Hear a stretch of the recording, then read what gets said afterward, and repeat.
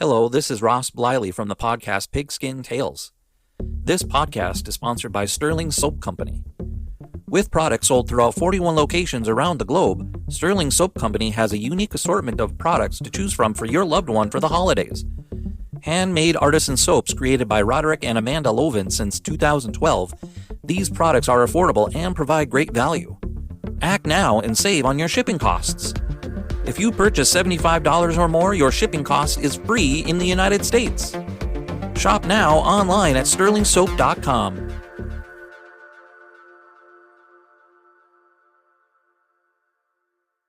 This podcast is part of the Sports History Network, your headquarters for the yesteryear of your favorite sport. You can learn more at sportshistorynetwork.com. Hello, Old Sports, and welcome to the Hello, Old Sports podcast on the Sports History Network. I am Dan Newman. I am joined, as always, by my brother and co-host, Andrew Newman.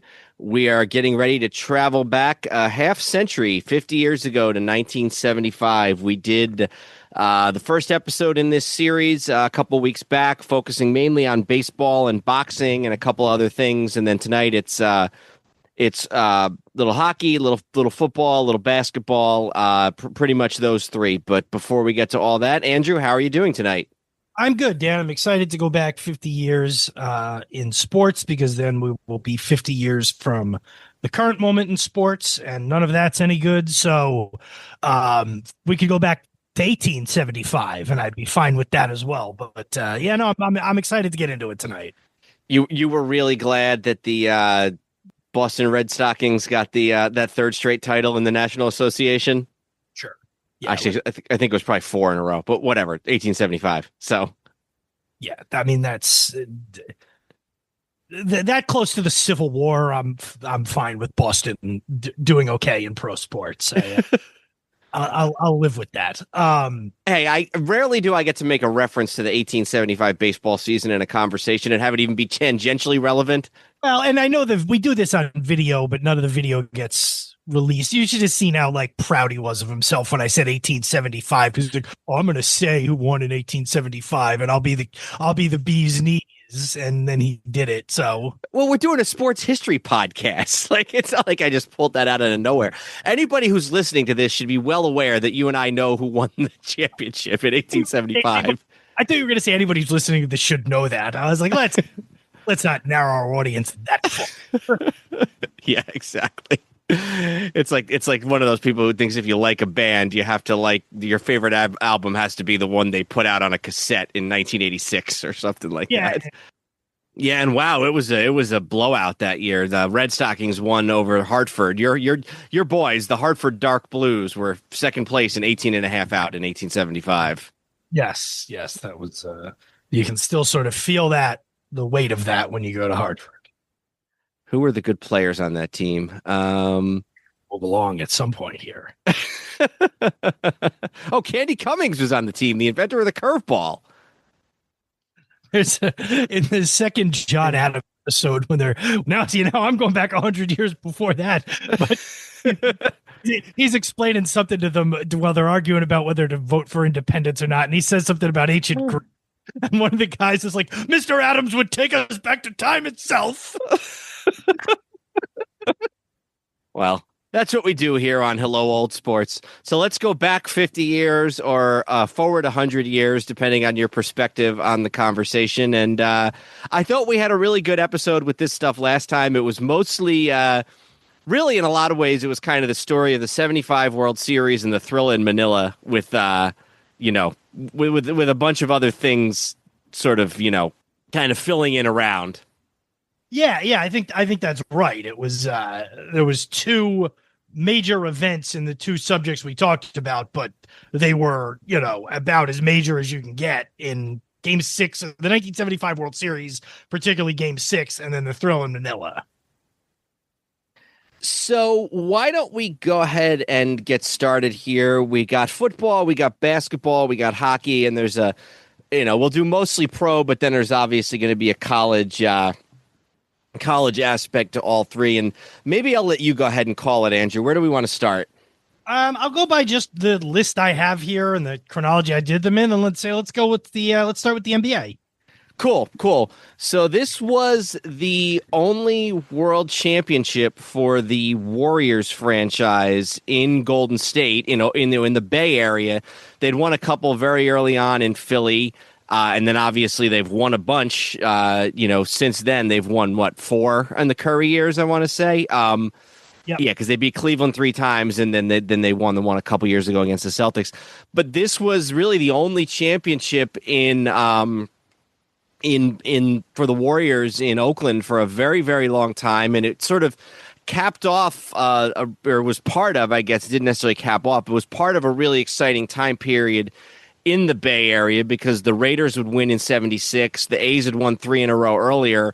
So this was right in the middle of a golden age of Bay Area sports, particularly Oakland sports, and Warriors won the world championship. They actually swept the favorite Washington Bullets that year. Yeah, and we start to get into, it's funny, we're doing an episode in a couple of weeks with an author about the early 70s Bucks. So we're like just before this era. And, this is the mid 70s into late 70s is such a unique time in terms of, the teams that win championships, the teams that make finals, the through like 73, it's still sort of that late 60s, early 70s era. And then you start to get, you get the Bullets in the finals a bunch of times. Portland wins a championship. The Supersonics, the Suns make the finals in 76 kind of out of nowhere. You have all these different groups converging, and the Warriors really do fit into that. The Warriors also for years, by the way, were one of those teams that I always thought they had come from the ABA. And I don't know why. I'm talking when I was young and I didn't make the Philadelphia connection, but something about the jerseys and the name, I think because they're not a specific city. I assumed they were from the ABA until I was like 17 or 18. Yeah, that yellow in the jerseys, which they still make use of some today. They wear white more often these days than yellow.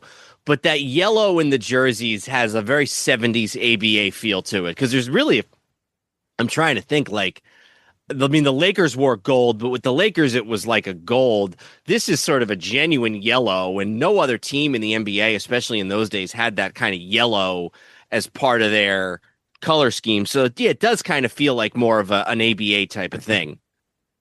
So this is, obviously we'll end up talking about the playoffs and stuff.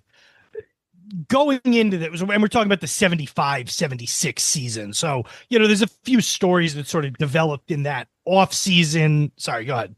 No, we're talking about 74-75. Or 75. I'm sorry. I'm fine. I screwed that up. 74-75. Yeah, you're right. That's why I had, all right. So 74-75. And again, you still have the ABA, which I'm sure we'll touch on. Since I invoked those Bucks, this was Kareem's last year with the Bucks, and at the beginning of the season, he had, I believe, just before the start of the regular season, Kareem had privately requested a trade on October 3rd of 1974. His preferred trade destinations were the Knicks and the Lakers. General manager Wayne Embry later stated, "We asked Kareem if there was dissatisfaction with us, and he said no. He just wanted to be traded for Milwaukee. His lifestyle and Milwaukee were not compatible." So obviously this year won't impact the trade because he was on the Bucks the whole year, but I mention it just because it was going into this season that he made his oft speculated often just below the surface wish public, or at least public to the people within the Bucks organization, that he did in fact want a trade. Yeah, it's his 6th year in Milwaukee. The year before, they'd won the and we'll talk about this a lot in our next episode when we interview Mr. Tresky about his book, but they had won the title in 71. In 74, so the year previous to this, they had gone to the NBA Finals and lost in what I think was sort of an upset. They lost to Boston in the 74 NBA Finals. Those were the Cowens, JoJo White, tail end of Havlicek's career.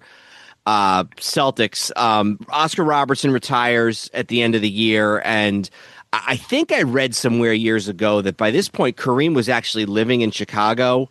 he basically, you know, because Chicago and Milwaukee only just about an hour apart or so. He was basically, you know, kind of like Wilt in Philly and New York years before. He kind of really had very little to do with the city of Milwaukee, other than just, you know, being there for practices and games. So he's on his way out. I think everybody knows he's on his way out. They are 38-44. Do they make the playoffs? No, they completely missed the playoffs. Does Kareem play? Kareem plays only 65 games. I don't know if there was a level of apathy there, if it was, you know, injury or some combination thereof. So the defending Western Conference champions, and a team that had been, you know, a major part of the first half of the 70s, has lost one of their Hall of Famers. Their other Hall of Famer is on his way out, and at 38-44, they're a non-factor in the 74-75 NBA season. And perhaps it beats on the same note there as we get started. Another occurrence is the Los Angeles Lakers miss the playoffs for the first time in their history in Southern California. And I doubt they missed the playoffs a whole lot when they were in Minneapolis as well. They missed the playoffs in this 74-75 season. And, you know, if you count between 1960 and let's say about 2015, there was only like 4 times the Lakers missed the playoffs. And this was one of them. Well, we did an episode on the dark years. We've done a couple. We did one on the Steelers and we did one on the Lakers. And yeah, you're absolutely right. In the dark years for the Lakers, which is basically the time between Magic and Kobe and Shaq, that like 6 or 7 years, they were still in the playoffs every year, and that was considered the dark years. Same thing in the 70s with the Lakers. Once they get Kareem, they're not championship contenders, but they're in it every single year. So yeah, basically until the tail end of the Kobe years, seasons are rare where the Lakers miss the playoffs. And just one other thing by way of sort of structural and stuff before we get it. The league goes up to 18 teams, with the New Orleans Jazz becoming the 18th team. And just to sort of break down the structure of the league, you have the Atlantic Division is the Celtics, the Knicks, the Sixers, and the Buffalo Braves. The Central Division is the Washington Bullets. This is their first year as the Washington Bullets, by the way, after a couple as the Capitol Bullets. The Cleveland Cavaliers, the Atlanta Hawks, the Houston Rockets, and the New Orleans Jazz.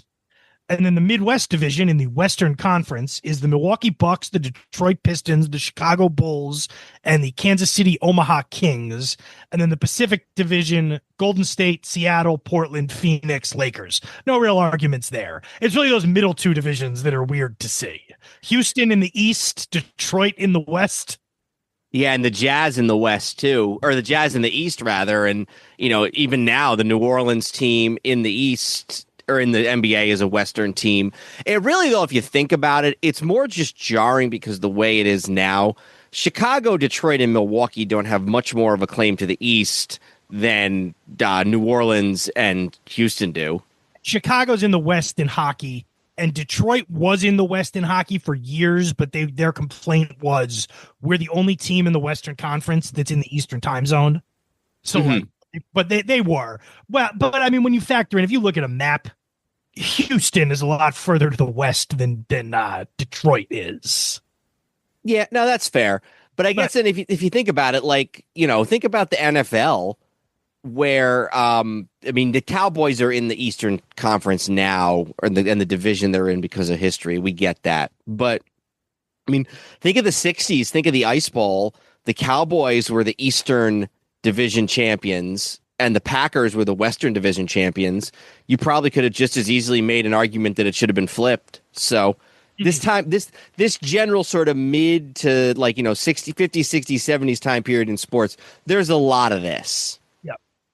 Did you have other stuff about the regular season or anything in general about players or end of the season awards or anything you wanted to cover here? Yeah, just a couple things. First of all, and I don't know the full story behind this, but maybe I can take a minute to look at it and double back. But the Jazz, like you said, it was their first season in the league. They immediately acquire Pistol Pete Maravich, who had been playing with the Atlanta Hawks for the past several years. And, obviously that is not an accident. He is, Pistol Pete, who I've said this before on the podcast, much, much better college career at LSU. Yeah, he was traded by the Hawks to the Jazz for Bob Kaufman. Here's another guy, the guy we've talked about before in a Knicks context, Dean Meminger.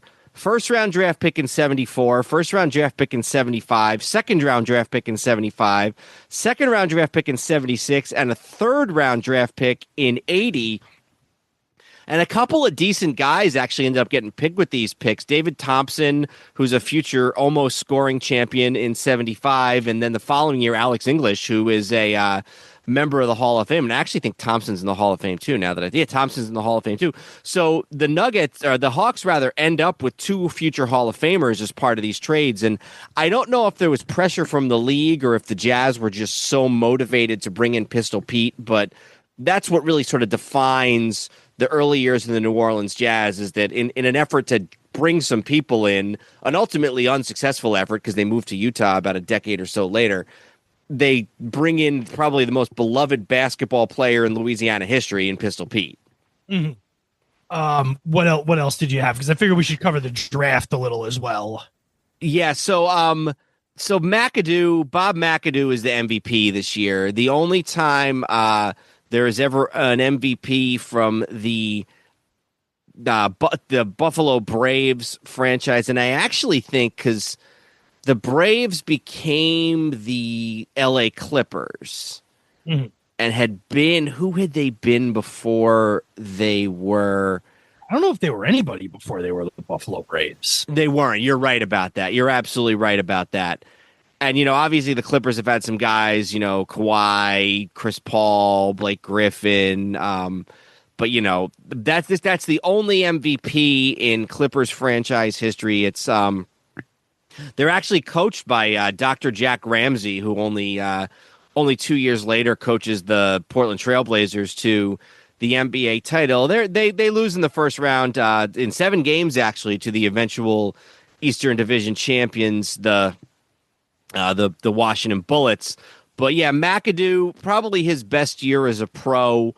McAdoo, who Hall of Famer, 3-time scoring champion, actually gets traded to the Knicks a couple of years later and then bounces around Boston, Detroit, until he finally finds with the Lakers and is as a role player and a backup on some of the Lakers teams of the mid 80s, the championship teams. But the only ever MVP for Bob McAdoo and the only ever MVP for a Buffalo Brave. I think when they did the 50th anniversary team, McAdoo was the only former MVP at the time who wasn't on the 50th anniversary team because, Russell and Wilt and Oscar and Willis Reed and Barry and Cowens and obviously Magic Bird and Michael and all those guys were all on the team. And I believe McAdoo ended up on the 75 team. I don't know if I can look that up real quick, but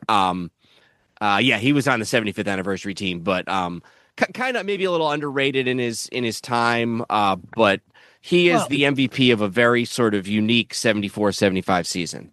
Well, and the other issue you have there with guys is it's hard for them to stay as it's hard for them to stay in the public consciousness when they don't have a fan base to advocate for them anymore.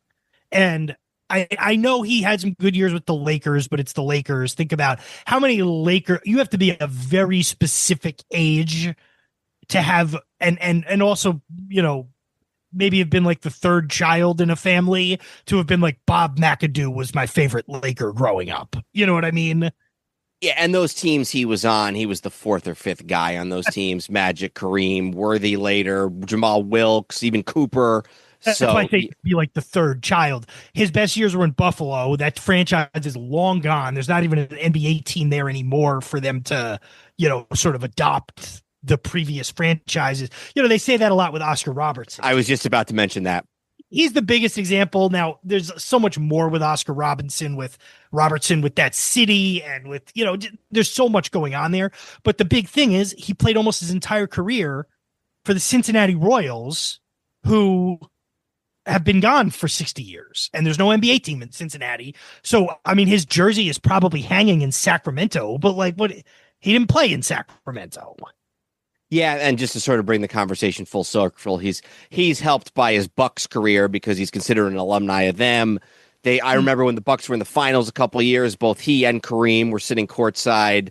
So, he's got at least one team that he did something for, but you're right. His great years were in Cincinnati. So do you want to talk about the draft real quick, or did you have something else you wanted to touch on? No, maybe before we do the playoffs, I'll just run through the seeds and stuff. But yeah, let's do the draft. So the draft, this is the 74 draft before the 74-75 season. That's the one you want me to talk about, right? Yeah. So notable for the number one pick goes to the Portland Trailblazers, and that's Bill Walton. And Bill Walton, the most celebrated, UCLA player, college player since Kareem, sort of the two guys who were the most synonymous with the John Wooden era UCLA Bruins, I think is safe to say. So Walton goes to Portland, which is a relatively new franchise. It's a very, kind of off the beaten path. I think still kind of is in a lot of ways, but we all know Bill Walton's career. He wins that championship in 77. Things don't necessarily pan out in a way that you expected at this time, but it is considered a huge coup to end up with the number one pick and be able to take Bill Walton out of UCLA in 1974, especially when you look at, the rest of this draft, there's some decent players there, and George Gervin gets picked 40th, and he's obviously, an all-time great. But other than that, it is a lot of guys that, don't exactly still exist in the public consciousness. Yeah, no, it's a weird time period, that mid-70s time period. It absolutely is. Do you want to talk about the playoff seeds and the playoffs? Yeah, let's do that real quick. And I don't know. I think we're still at sorry, I just gotta. We went up to 5 teams in each conference this year. So you're up to 5 teams. It had been 4 before, correct? So basically that meant that basically you had like almost like a short 3-game play-in series for the to be the for the between the 4 and the 5 seed. Houston beats the Knicks. Seattle beats Detroit. The best teams are both in the East. In fact, this is a really strange year. No team has a 50-win season. You got 2 teams with 60, Boston and Washington, and then the next best team is Buffalo with 49 wins, and then you got Golden State with 48, the Kings with 44. Houston's a 500 team, and then the Knicks and the Pistons both get in with losing records, both get in with 40 and 42 records. They both lose in the first round. The Western Conference Finals is the Warriors against the Bulls, and that goes 7. And I believe we talked about this a little bit last week or last year when we did our in memoriam of Bob Love. Yeah, the Bills blow a double-digit halftime lead. They actually only score 18 points in the third quarter and 14 points in the fourth quarter to lose the conference finals in 7 to the Warriors. And then in the East, you got the matchup of the 2 powerhouses between the Bullets and the Celtics, and the Bullets win that one in 6. They defeat the defending champions. So, an unexpected finals. The Celtics do not make it, even though they're the defending champions. I guess it's hard to say who would have been expected in the West because it was so mediocre. Although it is funny to think that you were basically one blown halftime lead away from the Chicago Bulls representing the Western Conference in the NBA Finals more than a decade and a half before they would ever get to an NBA Finals with Jordan. Yeah, and an article I read said this was the sort of the high watermark for the Bulls franchise before Michael Jordan, that they got they got this close within one game of making a finals in 1975. So, maybe we should talk a little bit about the two teams in the finals. It's that, like I said, it's the Warriors and the Bullets. The Bullets are coached by Casey Jones, who is a guy who you would almost entirely associate with the Boston Celtics because he plays his whole career with the Celtics, wins a bunch of championships, and then in the 80s, he is the head coach of two of the three Bird Parish McHale Celtics teams that win a title. But he does have a little bit of a brief time in the mid 70s with the Bullets. The probably the two future Hall of Famers in the front court are really the two most important players on this Bullets team. You got Elvin Hayes, power forward, great scorer, and then you got Wes Unseld, who is probably one of the most unselfish players in NBA history, known for rebounding, starting fast breaks, not really much of an offensive threat. He doesn't do nothing, but even as a former MVP guy who won MVP and Rookie of the Year in his the same year in '69, but this future Hall of Famer, all-time great center is fifth on his own team in scoring.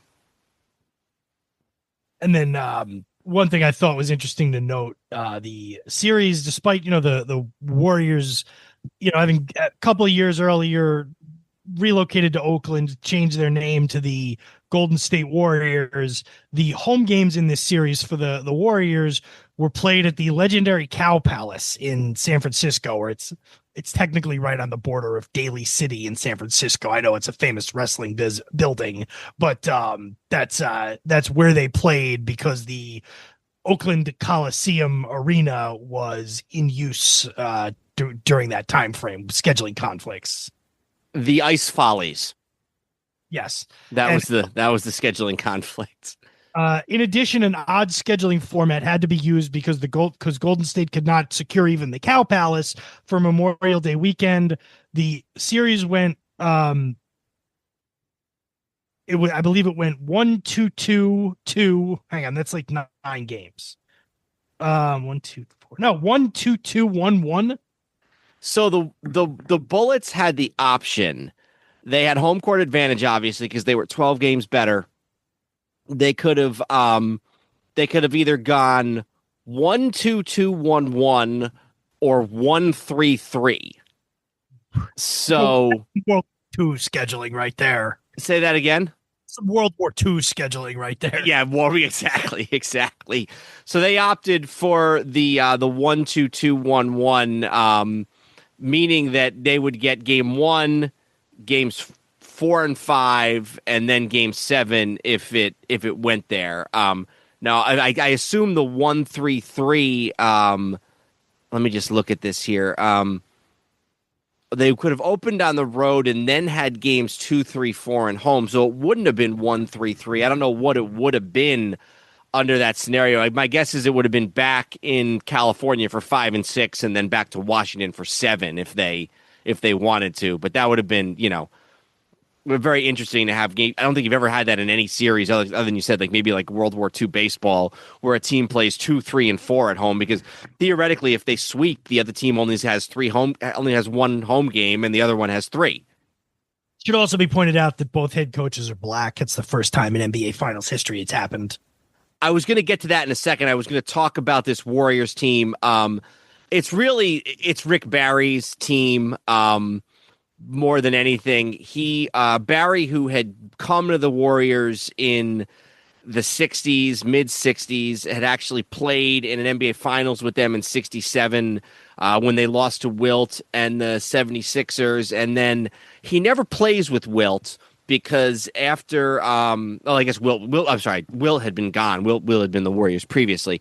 But he then, after a year of basically sitting out, he then goes to the ABA, where he plays with Oakland, followed by Washington, the Washington Capitals, who's the ABA team, and then a couple years in New York on Long Island with the New York Nets, playing for another future Hello Old Sports commemorate Lou Carnesecca. But then in 72-73, he tires of the ABA. He goes back to the Golden State Warriors, and consistently is one of the best players in the league. And this is his only finals as a member of the Golden State Warriors. And then the other really good player is another guy we were talking about before, and that was Jamal Wilkes, another guy who would come out of UCLA, just like Kareem, just like Walton. He goes in the draft this same year. What was his draft position? He was drafted 11th pick overall, Jamal Wilkes.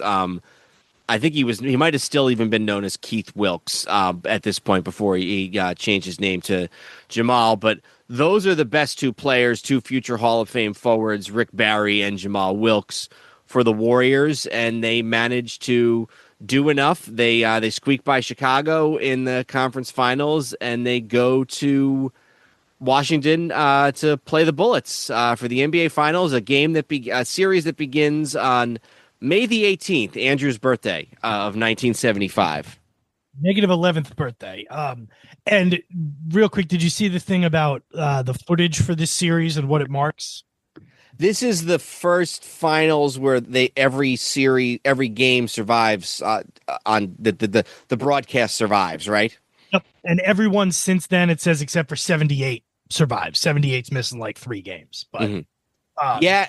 I get most of the ones from there's sort of here and there. The set both of the Knicks clinching are there. 70 and 73 survive, and I think there's one going back even as far. I think Bob Cousy's last game, 1963 NBA Finals, Game 6 between the Celtics and the Lakers, that survives. So there's some that survive here and there, but from 75 forward, other than you said those few in 78, everything obviously remains in existence. So this series is a sweep, but it's not a rout, if that makes any sense. There's a few very close games. Game 1, the Warriors win by 6 in Maryland. They were up 14 at halftime. The Bullets were up 14 at halftime. Warriors came back, and Phil Smith scores 20 points, and the Warriors win 101-95. Then they go to the Cow Palace, as we mentioned, so they take the cross-country flight. Again, the Bullets jump up to an early lead. Rick Barry gives them 36 points, and the Warriors end up winning 92-91. Barry gives them the lead in the closing seconds. Bullets get a chance to tie, miss the shot, and find themselves in a 2-0 hole. Yeah, so like you said, it's close, but not, the series is not close, but the games are all being played relatively closely so far. Game 3 still in California. Barry with 38 more points. George Johnson, 10 points, 9 rebounds off the bench. The Warriors win 109-101 and head back to Maryland, needing one win to win the series. Yep, and so you get Game 4, Bullets Warriors, May the 25th, and this one's really close. This is another 1-point game, just like Game 2 had been. Yep, this is another game in this series that the Bullets have a big early lead. They get up to a 14-point lead. Rick Barry struggles early. Barry gets fouled hard early. He shoves Mike Reardon. Another former Knick. Yes. The Al Attles, the coach, bolts onto the court and initiates a fight with Reardon, saves Barry from getting ejected, gets himself ejected, and he is in the locker room for the rest of his team's clinching win. The Bullets had an 8-point lead in the fourth quarter, and then Reardon gets hurt. And the Bullets, so the Warriors turn it over late. Bullets turn it back over. The Warriors have a 1-point lead at this point, 94-93. Warriors end up hitting a couple of free throws and advancing to winning the game 96-95 and winning the championship. You mentioned the two black coaches. I guess the only black coach that had previously been in an NBA Finals had been Russell as a player coach for the Celtics. I'm trying to think because obviously, I mean, the Knicks had Red Holzman all those years, and Larry Costello with the Bucks, and Heinsohn with the Celtics. Only the second and third black coaches in the history of the NBA finals, and they go against each other.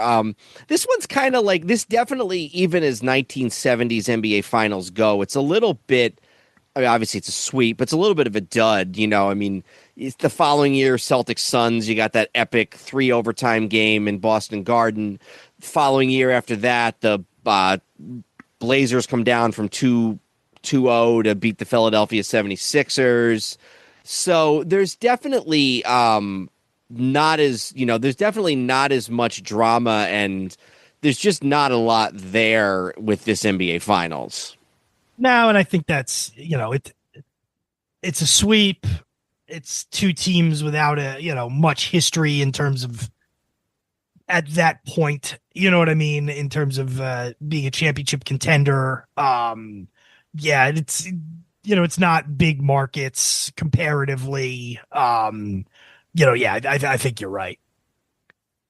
So the only other thing that happens in this, and I was reading about this and actually in a book about the 80 Celtics about a month ago, something happens in this series that kind of follows Casey Jones for the remainder of his maybe not the remainder, for a couple more years after his career. At a timeout, he is shown on the sidelines with his team while his assistant coach Bernie Bickerstaff is kind of engaging with the team and, drawing up plays. And Jones is kind of just sitting there, quietly with his arms crossed, maybe, staring off into space, some people would say. And that unfortunately advances this idea of Jones as being a coach who's not all that engaged with his team and doesn't really know the X's and the O's of coaching all that well. Now, I think the first instinct there obviously is to put it, as a racial thing with Jones. The only thing that maybe complicates that narrative a little bit is that Bernie Bickerstaff also is black. So, now again, that doesn't mean that maybe there wasn't a racial aspect to some of those conclusions, but it's at least complicated a little bit somewhat by the fact that the guy who's doing it is also a black guy. Yeah. I mean, I think you're right. It can be both. You know what I mean? It can be it can be the knock on him having racial elements to it is complicated, but not necessarily eliminated by the fact that the assistant who was doing the work was also black. Yeah, and it's also worth pointing out that he then, 10 years later led 2 teams to NBA Finals, NBA championships. So I'm not saying it's accurate one way or another. I'm just, Yeah, so that's the 75 NBA season. I guess we should probably talk a little bit about the American Basketball Association in 75. Yeah, and we're getting close to the end here for the ABA. There's one second to last year. Second to last year, most likely would have been the second to last year either way, whether there was a merger or not. We end up at this point with how many teams are in this league. Let me pull up the standings. You have still 10 teams in the league. Kentucky Colonels, New York Nets, Spirits of St. Louis, Memphis Sounds, Virginia Squires. In the East, your West is the Denver Nuggets, San Antonio Spurs, Indiana Pacers, Utah Stars, and the San Diego Conquistadors. I believe this was the second iteration of them. They looked very similar, but this was Conquistador number 2. That's a wrestling joke right there. 2 is taller. That's right. Yeah, they had 10 teams. By the following year, they only start with 9 and then 2 fold after about 10 to 15 games, and they have 7 the rest of the season. So, yeah, the ABA is on its way out. Yeah, so I don't know how much you want to talk about, the actual season. The MVP is shared between Julius Erving and George McGinnis. McGinnis, who was a star for Indiana, and Irving, obviously, for the New York Nets. Nets are the defending champions, who having the previous year beaten Utah in the ABA finals. Playoffs is there's a 1-game I guess, did you have any more about the regular season you want to talk about? No, it's interesting. Yeah, you were just about to mention there was actually a 1-game playoff between New York and Kentucky for the Eastern Division tiebreaker. Again, you got Kentucky in the East, which is not something in fact, the East is actually really interesting, although I guess it makes sense because there weren't really teams in, the Boston, Philly, some of those bigger East Coast cities. But the East is the top 4 teams are Kentucky, Memphis, St. Louis, and New York. 3 of those you don't really associate with the East Coast at all. No. But they have this 1-game playoff, and the Kentucky Colonels defeat the Nets to slot into the 1 seed, although then the Nets get the 2 seed. So yeah, I want to talk a little bit. I don't know if you have anything on the playoff sort of pre-finals, but I do think I guess maybe a little bit on the ABA division finals, just because it's a 7-game series. But I'll let you take it where you want to go. No, not really. So I mean, the Nuggets win as the 1 seed over Utah. Indiana is the 3, beat San Antonio in 6. In the Eastern, it's the Colonels 4-1 over Memphis. Like you said, the Nets lose in 5 to the Spirits of St. Louis. And then in the Eastern Division Finals, Kentucky over St. Louis 4-1. But the Western Division Finals, Denver and Indiana, was a 7-game series. Yeah, and I want to talk a little bit about the really about these 3 teams, because they're probably, maybe with the exception of the Nets, they're probably the 3 best teams in the league. And they have some interesting previous things that would mean. Do you know who the coach is of the Nuggets? Was it Larry Brown? Larry Brown in his I believe this got to be his first ever. This is his first pro coaching. Yeah. Well, he'd been with the Carolina Cougars, who of the ABA in the early 70s, who actually then later became the Spirits of St. Louis. We did an episode on rival leagues in basketball many years ago, and it's just, let me assure you, it's a treat. The way all these ABA teams move around. But yeah, Larry Brown, who's actually in his first year as coach of the Denver Nuggets, who incidentally had been the Denver Rockets the year before. And they're a good team. There's 84-game season in the ABA. They're 65-95. There's really nobody on this team that's anybody. Byron Beck is probably their best player. He's a two-time ABA All-Star who plays his whole career with the Denver franchise all the way from 67 in the very first year of the ABA. He is with them all the way up to 1976-77. He finally makes it into the ABA for his last season ever. He's probably their most well-known player. They've got a couple of guys, Matt Calvin and Mike Green, and Ralph Simpson, not Ralph Sampson, but Ralph Simpson, who all make the ABA All-Star team. But I don't know. There's nothing really that jumps out at me about this Nuggets team, other than the fact that Larry Brown was the coach. Mm-hmm. Yeah, and I think that's right. I think that's the top line. Now the Pacers are. It's an interesting story with the Indiana Pacers in the ABA. They win, I believe it's 3 championships in their time in the ABA. Let me look that up real quick. Yep, 3-time ABA champions in 70, 72, and 73. Their coach is another guy who we mentioned on in memoriam. He passed away in 2021. Slick Leonard, and he's a Hall of Famer, and then he went on for many, many years, well into the Reggie Miller years, to be a color commentator for the team on, I believe, on radio, might have been TV, kind of a lifer of the Indiana Pacers. But I guess you could say this about the Nets too, but especially for the Pacers, and maybe the Cleveland Browns, you would say this about in the AAFC, but the glory years of the Pacers are definitely these years in the ABA. Yeah, I mean, we just saw them make the finals this year for the second time ever in the NBA. They made it in 2000 as well. Um, it's weird because they've had a lot of time really since the mid 90s. They've had several distinct eras of being a really, really good NBA team, a perennial contender. But not only has it not resulted in a championship, it's only resulted in 2 finals appearances. So I think you have to still say the ABA ones. If they had a run where they made 3 finals and only won one of them in the NBA, you could say, well, one NBA title beats out that run in the ABA, but without even a championship or multiple finals appearances, you still have to say that NBA team or that ABA era is the best.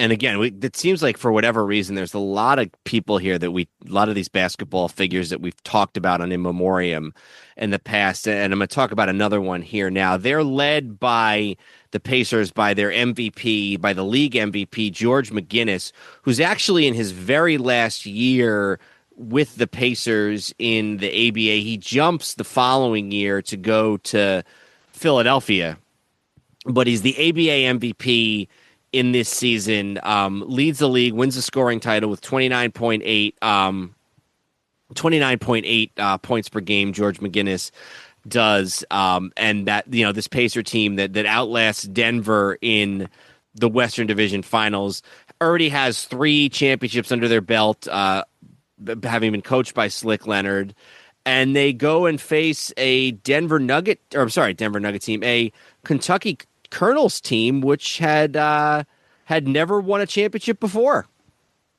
Yeah, and again, another team that kind of lost to history because they didn't end up making the jump to the NBA or but this was a championship team with some names you recognize, even if you're not a diehard ABA fan. Dan Issel, Artis Gilmore, those are the 2 that really jumped out at me.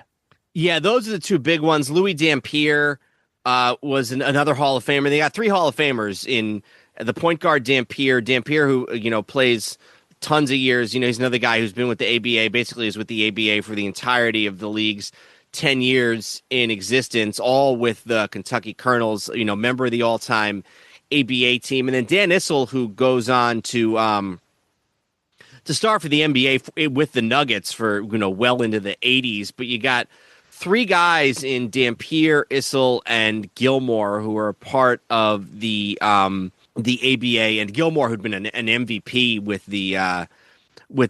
Kentucky in his rookie year, actually 71-72. He was rookie of the year, and MVP in the 71-72 season. He goes on to play in the NBA with Chicago and San Antonio. But you know who their coach is, because they got another guy, another lifer in basketball who actually just retired finally from his basketball career a year ago. You know who their coach was? Hubie Brown, right? Yeah, Hubie Brown, who goes on to coach the Knicks and works as a broadcaster and does a bunch of other stuff. So two longtime NBA coaches, actually 2 longtime NBA coaches, both with the last name of Brown, who are getting their start in this ABA. Yeah, that's true. I didn't think of that. So I do have a couple, and this is from a book called Loose Balls, which is an oral history of the ABA. This is Hubie Brown talking about Artis Gilmore. He said he was never late. He was always coachable. He got along with the other guys. He was terrific. Huge games in the clutch. In the 5-game series against Indiana in the finals, he never had fewer than 13 rebounds. He had games of 28 and 31 rebounds. And then this is what Brown says about the team in general. He says, the 1975 Kentucky Colonels were the best team I have ever coached. No other team has even come close. They were just a great, great team because they had perimeter scoring in Dampier and Issel. They had Gilmore in the low box. Teddy McClain could guard anybody in either league. Gene Littles was a hell of a defensive player. Will Jones and Marv Roberts combined for over 20 points a game. We never ran any plays for them. They were 6'9" small forwards before anyone had a 6'9" small forward. Dampier was a tremendous clutch player, and the team had a lot of great guys. We went 22-3 in the last 25 games of the season and 12-3 in the playoffs. And Brown says that he has the championship rings engraved with the word pressure because the team knew how to play in the pressure. Unfortunately, things are not going well financially for the Colonels, including their owner, John Y. Brown, which, if you remember, we actually talked quite a bit about John Y. Brown a couple years ago because he was the husband of Phyllis George, who we had those authors on to talk about that book. So after the season, Brown has to sell one of his players. He sells Dan Issel to the Baltimore Claws. I don't know how many games the Baltimore Claws even end up playing the following year, but it's the last hurrah for the Kentucky Colonels, but they do have that one championship. And it really, I mean, if you think about it, Artis Gilmore, Dan Issel, Hubie Brown is the coach. That's a really good team. This isn't, it's a team worth remembering, I guess I would say. Yeah, you tend to think of the ABA in the context of some of the teams and players that then went on to the NBA and were big stars or, franchises. But, this team fairly late in the ABA's run to winning a championship with some recognizable names. And I got to figure out who this Baltimore Claws team turned into. But I don't know. Did you have anything else on pro basketball before we touched on college? No, I didn't.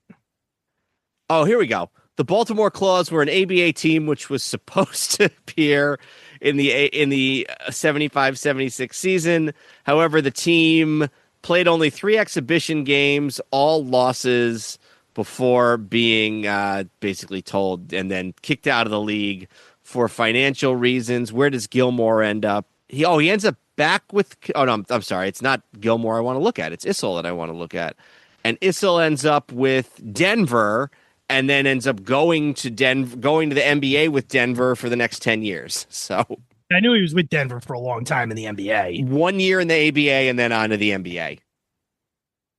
And always really well known for having missing teeth. That was one of his big things. He'd had teeth knocked out. So that's Dan Issel. All right. Should we talk about college basketball? Yeah, because there's something interesting here. There's a last hurrah here.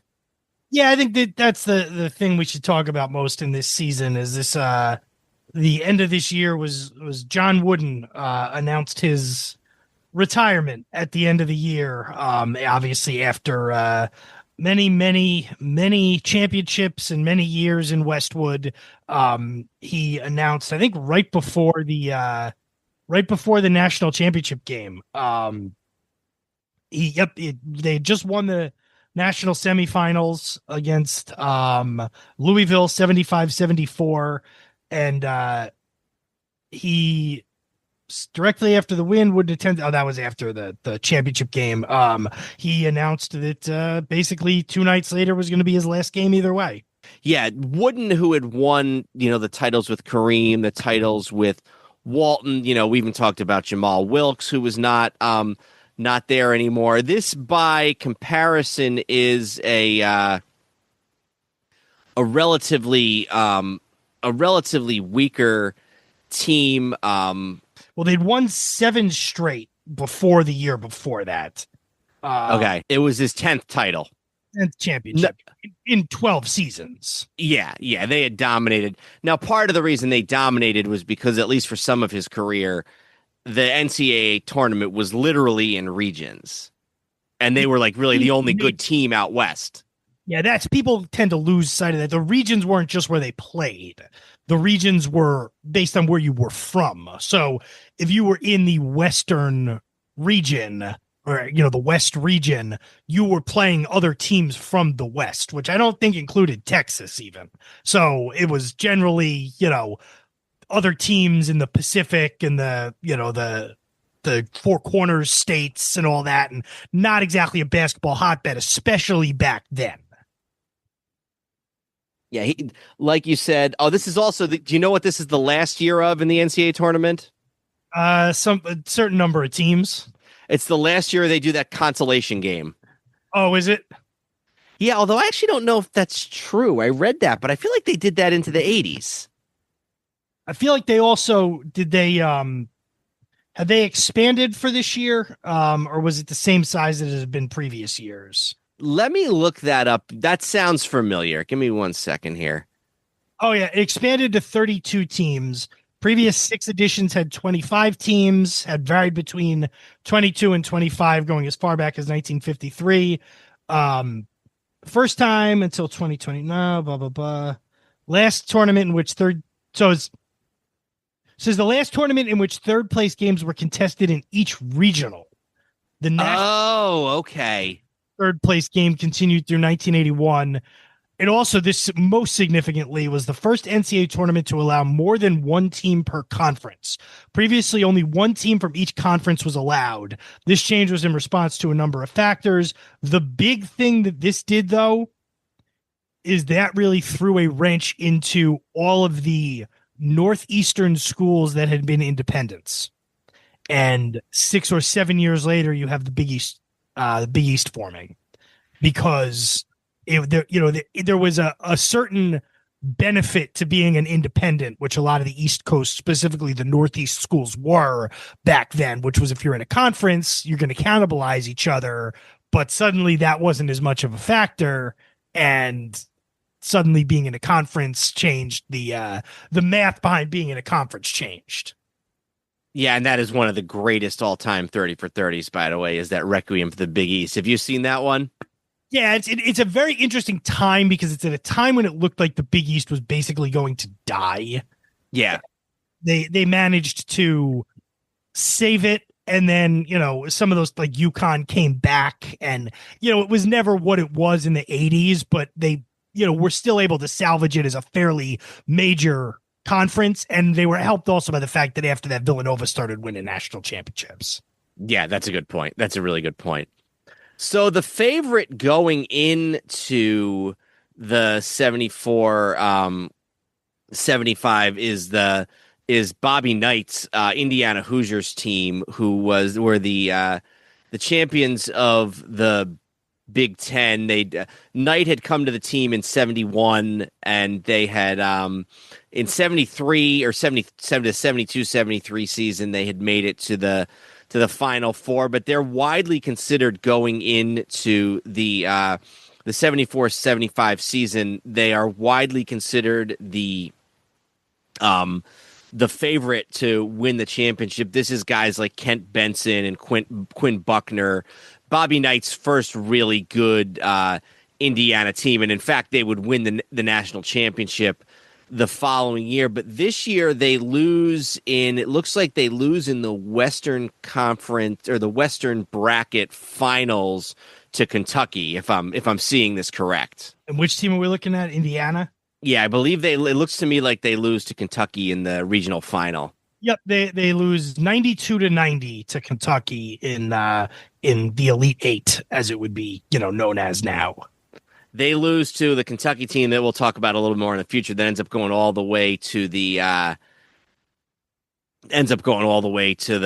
championship game. That Kentucky team is coached by Joe B. Hall, who you talk about a legendary coach. This, I believe, is only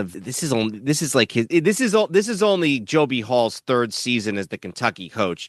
He had replaced the longtime coach, whose name was and still remains on the arena, Adolph Rupp. Here's an interesting story that I'm seeing, and again, it's Wikipedia, but I think it's probably true. Indiana and Kentucky met in the regular season with a 98-74, so a blowout win by Indiana. Near the end of the game, Knight allegedly hit Kentucky coach Joe B. Hall in the back of the head. Kentucky's assistant coach is a guy named Leonard Hamilton, a former FBI agent, who has to be restrained from going after Bobby Knight. Knight said he did it affectionately, and he apologized, and then said if he wants to dissolve the friendship, that's up to him. He later says he would have blown the expletive in. He said, if I had meant to be malicious, I would have blown the expletive into the seats. Indiana finishes the season in an unbeaten 31-0. That's why they're the champ. That's why they're the favorite going in. Kentucky ends up pulling it out in the Elite Eight, like you said, in the regional final to make it to the Final Four, and that's a big upset for Kentucky. Yep. So your Final Four ends up being Syracuse versus Kentucky, and then Louisville versus UCLA. Syracuse versus Kentucky and Louisville versus UCLA. Is that what you said? Yep. So 2 Kentucky teams, Syracuse and UCLA. And so let me just pull up the Final Four here. UCLA beats Louisville by just 1 point in the one bracket. Kentucky blows out Syracuse in the other one. But maybe I don't know. Maybe there's something. Here we go. Louisville semifinal was an instant Final Four classic. UCLA closed a 4-point deficit near the end of regulation. Junior Bridgman, who was a guy who actually just passed away a couple of months ago, misses a jumper at the buzzer that would have won the game for Louisville. Terry Howard, who's one of the best foul shooters in the country and had made 28 straight free throws, misses 2 free throws that would have iced the game late, and Louisville hits a mid-range jumper. So they pull it out. They pull it out 75-74, and they go up against Kentucky. And I'll pull up in this same book here. I'll pull up some details. It is interesting to think, though, with how much Bobby Knight later claimed to despise and not respect John Wooden. It would have been funny if Wooden's final game had been against Bobby Knight. That national semifinal game had been was Louisville just in his 3rd or 4th year was Denny Crum, who would coach the team for 30 years. He had been an assistant under John Wooden. He had played under John Wooden in the late 50s at UCLA, and then was an assistant from 1968 to 1971 before he got the job at Louisville. So kind of a, I don't know if he was there long enough for it to officially be like a mentor kind of situation, but certainly a guy who had coached under Wooden and gotten a head coaching job right after that, and coached in his second to last game, and was it was that night that Wooden announced he'd be retiring after the national championship game. Kentucky has a deep bench. UCLA is really down to only 6 regular players, and one of them, a guy named Marcus Johnson, later plays in the NBA with the Bucks. He's been debilitated by hepatitis all season, and so can't really play for very long. It's a back and forth game. Halftime, it's 43-40 with UCLA up by 3, but also sort of worn out by Kentucky's pressure defense. What else do we have here? 56-52. Kentucky, UCLA maintains a lead. They lead by 56-52 at some point. They eventually grow the lead to 10 points, and then with 6 minutes and 23 seconds left, a player on UCLA is called for an offensive foul. He then bangs his hand on the court to protest, and he gets a technical foul. And then Joe B. Hall says that John Wooden's antics really do some damage here. Wooden comes all the way out to the foul line, and this is what Joe B. Hall says. He says, "If I went out there, they would have slapped a T on me. Meanwhile, the refs are saying, 'Oh, please, Mr. Wooden, won't you go back to the bench?' I finally go over to the scorer's table to complain, and the ref points at me and says, 'Go back to the bench, or else you'll get a technical foul.'" So, and he says that messes up his shooter's rhythm so that he misses. Kentucky still closes the gap later to only 80-77. They later get as close as 88-85, but then Andre McCarter for UCLA seals the win, and it looks like it's a 90-85 final for UCLA. Wooden goes out a winner after the year before they had lost, and Walton had left, but they get the championship, like we mentioned, is his 10th in 12 years, and he rides off into the sunset as the most successful college basketball coach of all time.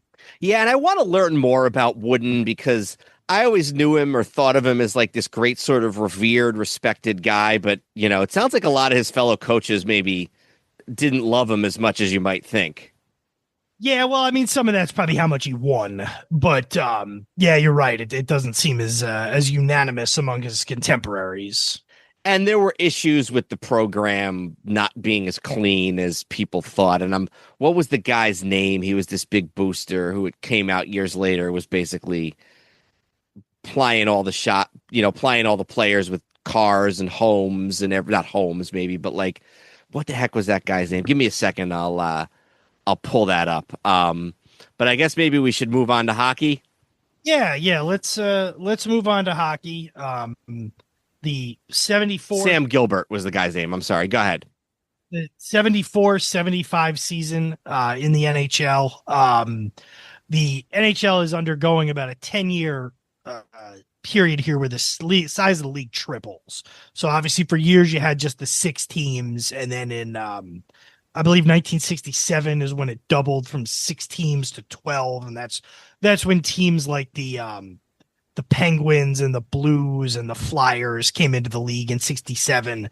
Then there were some additional teams added. The LA Kings were one of those next 6. And then you had some additional teams added like the Islanders and stuff. And in this year, the 74-75 season added the Washington Capitals and the Kansas City Scouts, who moved around a little bit. They went to Denver. They became the Colorado Rockies. And they're actually now the New Jersey Devils, but those were the 2 new teams in the league.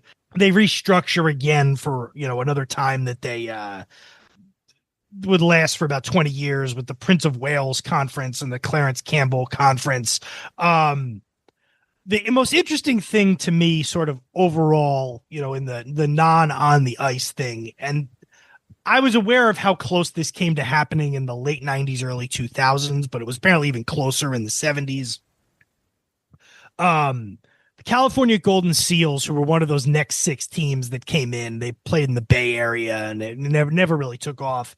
And the Pittsburgh Penguins were to be relocated to Denver and Seattle, respectively. Seeing the 2 teams sold to groups in those cities, they've been awarded conditional franchises. And the Penguins, we think of, it's funny, they had this early 90s run where they were won a couple of Stanley Cups, and it's like, wow, who would have ever thought the Penguins were going to leave? And then they almost left again in the late 90s, early 2000s, and Mario Lemieux stepped in and, became I think he was a partial owner, and eventually he ended up with Sidney Crosby, and the Penguins became this, they're finally bad again. And it's surprising because they were so good for so long and won, whatever it was, 3 or 4 Stanley Cups. But they were almost gone right out of the gate in the mid 70s. Yeah. And like you said, they then became, they've been a big franchise more often than not for our lifetimes. Yep. Yeah. Just in the middle, they weren't there for a while, but there's an article from the time, and it's a Sports Illustrated article. I'm not going to read from too much of it, but back in January, the NHL leaked that word that the Pittsburgh franchise would be transferred if there were not an immediate upsurge in both attendance at the Civic Arena and investor interest shown by local moneymen. When he returned from the Super Bowl, Pittsburgh Mayor Peter Flaherty called a breakfast meeting and organized a Save the Penguins drive. Local investors were still not reaching for their wallets, blah, blah, blah, blah, blah. So the Penguins were very, very close to leaving. Now, would Pittsburgh have probably gotten another hockey team at some point in the 80s or something? But, you tend to think of the 70s, especially in Pittsburgh, as this like sports utopia. And, here it is where they almost ended up, they were as good as gone, but the NHL kind of just held off. We would have to look, and I'd have to look up a lot more about what happened, but they were starting this season. They were very close to out the door. I just can't help thinking about what if any environmentalists showed up to that not knowing what it was and then got ticked off the Save the Penguins drive. That's very possible. So that was sort of the that was sort of the just an overall story. It's the second year of the Flyers championship teams, the Broad Street Bullies, who won in 74 and 75. Actually the only two Stanley Cups the Philadelphia Flyers have ever actually won. They're led by Bobby Clarke, but they also Dave Schultz is sort of the enforcer, fighter, extraordinaire on the team. Bernie Parent is the main goalie. Bernie Parent, who just passed away, another guy we'll talk about on In Memoriam.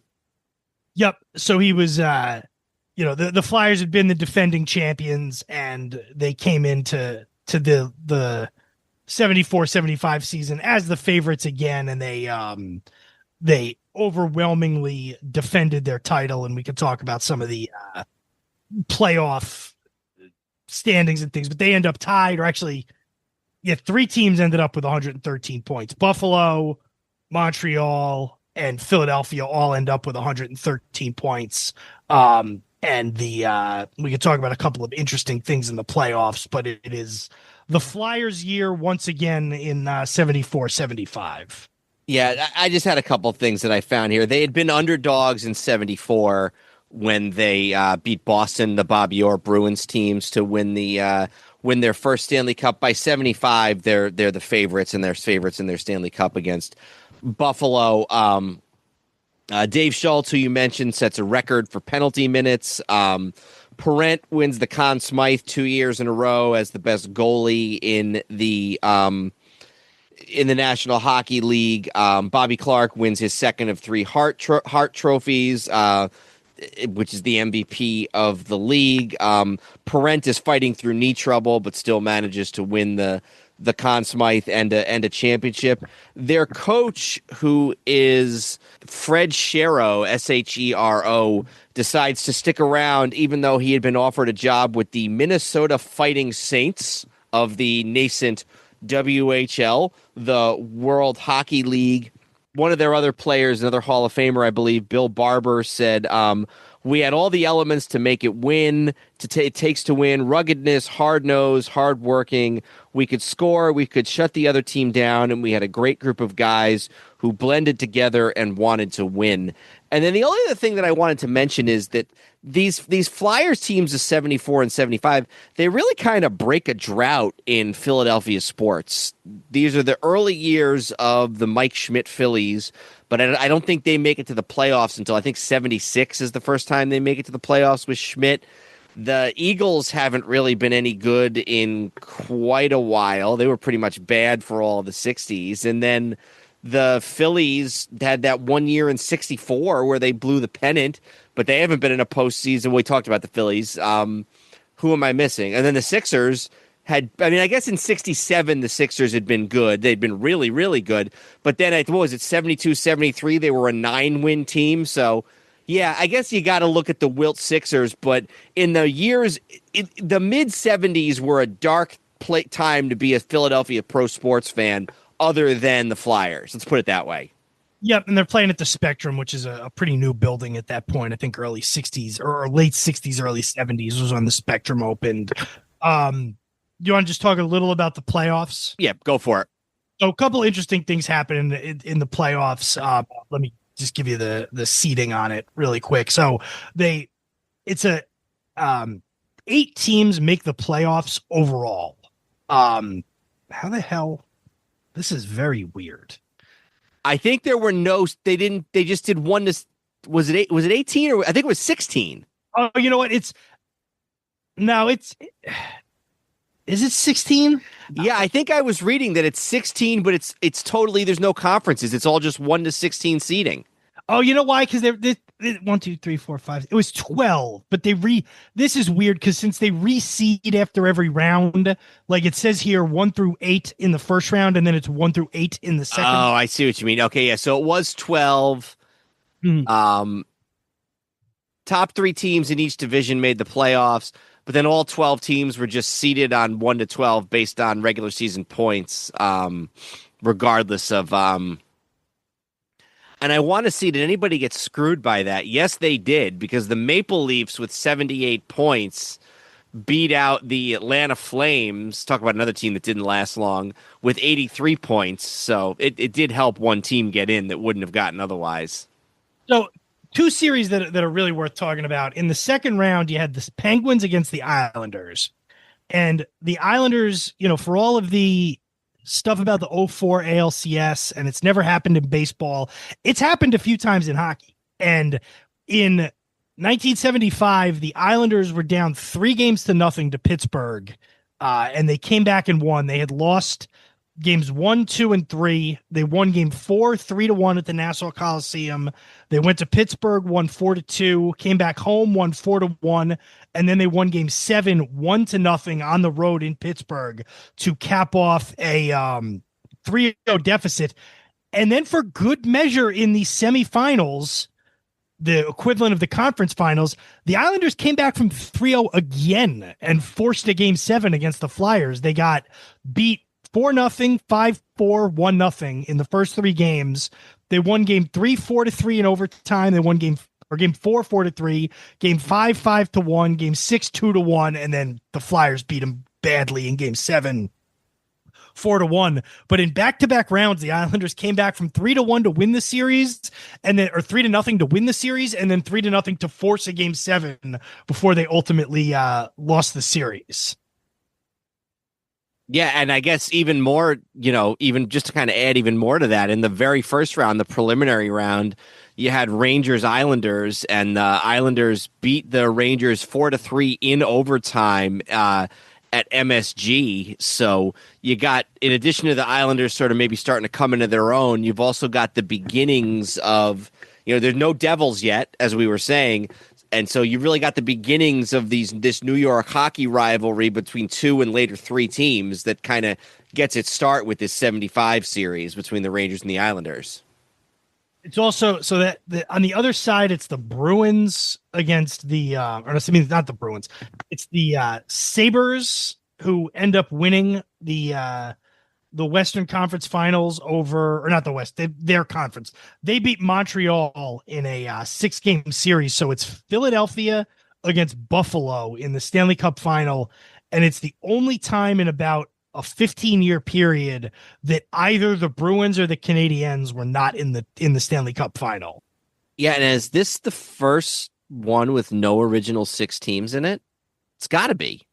The first few years, the divisions were 6 and because if since '65 it hadn't had either the Canadiens or the Bruins in it, that takes you back to that era. Yeah, so this is the first one, since the original 6, which I know Andrew hates that phrase, but it's the first one since the original 6 came into being that there was not two original 6 teams. Flyers are also the 1975 Flyers are also the last Stanley Cup championship team that's only Canadians. I saw that too. So they play the Sabres, and like we said, the Sabres, also a relatively recent franchise. Flyers win games 1 and 2, 4-2 and 2-1.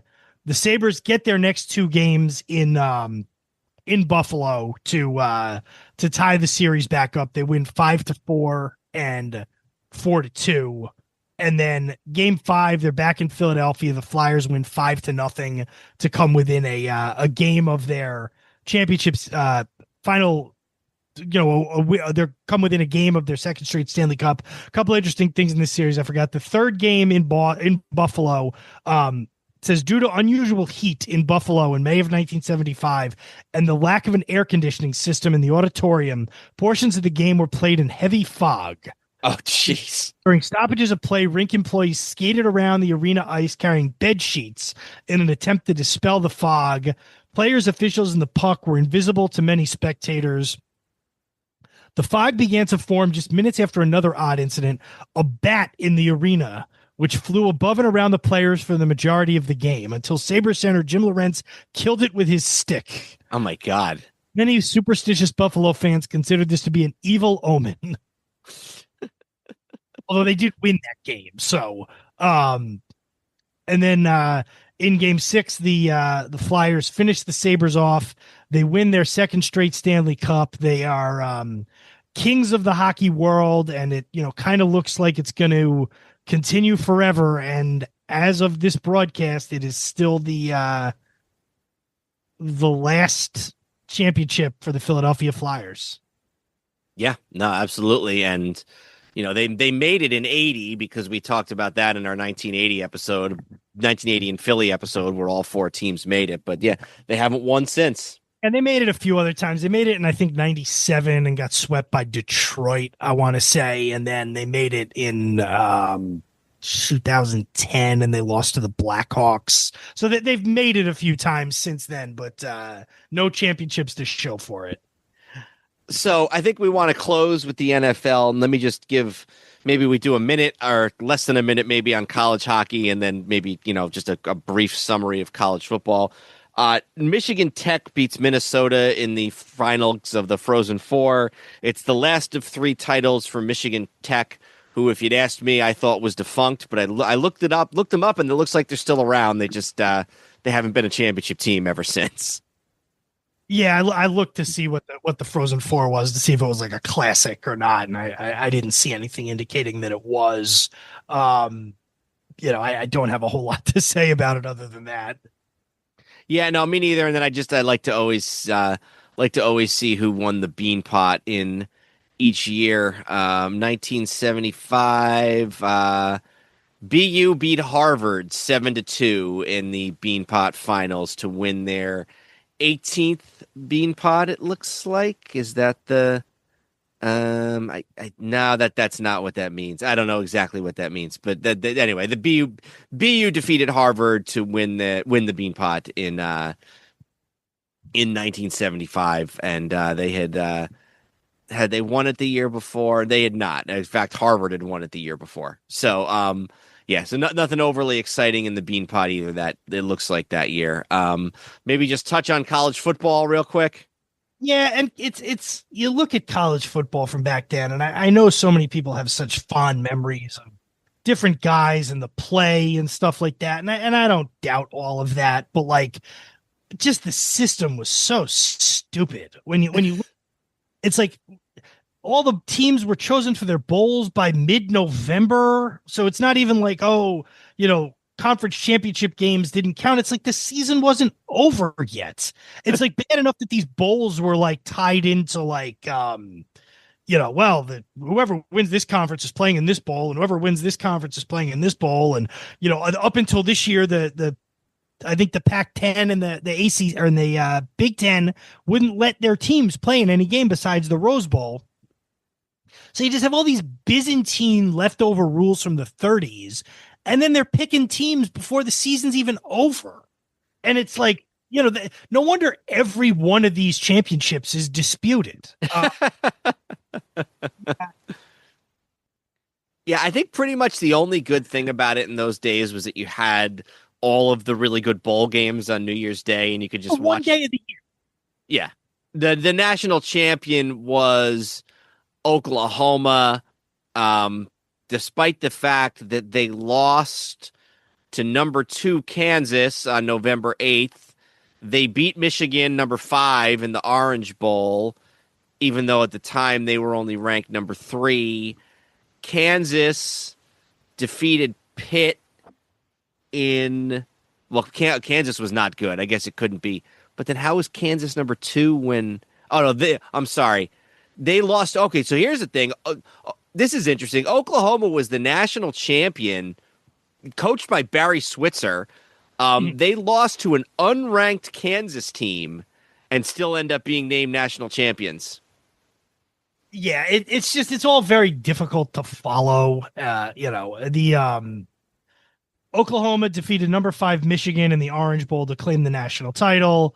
The major bowl games were number 3 Oklahoma against number 5 Michigan, number 11 UCLA against number 1 Ohio State, who got beat by USC or by UCLA in the Rose Bowl. Alabama beat Penn State in the Sugar Bowl, and then the Cotton Bowl was 2 teams that were not in the top 10. So that, they say you nowhere in there did you say who number 2 was? What were they up to? A&M, who played in the Liberty Bowl and got beat by USC.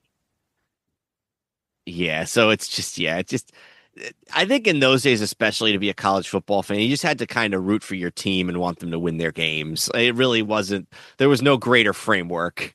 Yeah, I think you wanted to beat your rivals and you wanted to win your conference, depending on what your conference was, and you know, make those bowl games. And the national champion was kind of like, it's almost like now in like high school, it's like you can win your state championship. You can't really win a national championship. Somebody can vote on you as like, oh, they were the best team in the country, but it really doesn't mean any. Like, I'm not saying it didn't mean anything to win a national championship, but there's a reason that even into the 70s, they're all like disputed. Yeah, exactly. And then the only other thing is that the running back for Ohio State, Archie Griffin, wins his second Heisman Trophy. He is the only man in history to win 2 Heisman trophies. Yep, he wins his second Heisman Trophy. I want to say he wasn't even the leading rusher on his team, if I'm remembering correctly. But he was, obviously the best player, and on a team that went into the bowl season number one, as we mentioned. But yeah, let me just pull up the stats because I feel like I read that, and I don't want to be wrong on that by 500 yards or something like that. So let me see if I can find the stats here. No, he led the nation in rushing. So really, okay. I mean, I don't know what I was getting then. Maybe I was thinking of it. Maybe it was the year before. Oh, no, Pete Johnson had 1,003 yards. I don't know. Maybe it was, I don't know. I'm obviously wrong. Or maybe it's all purpose. Hang on.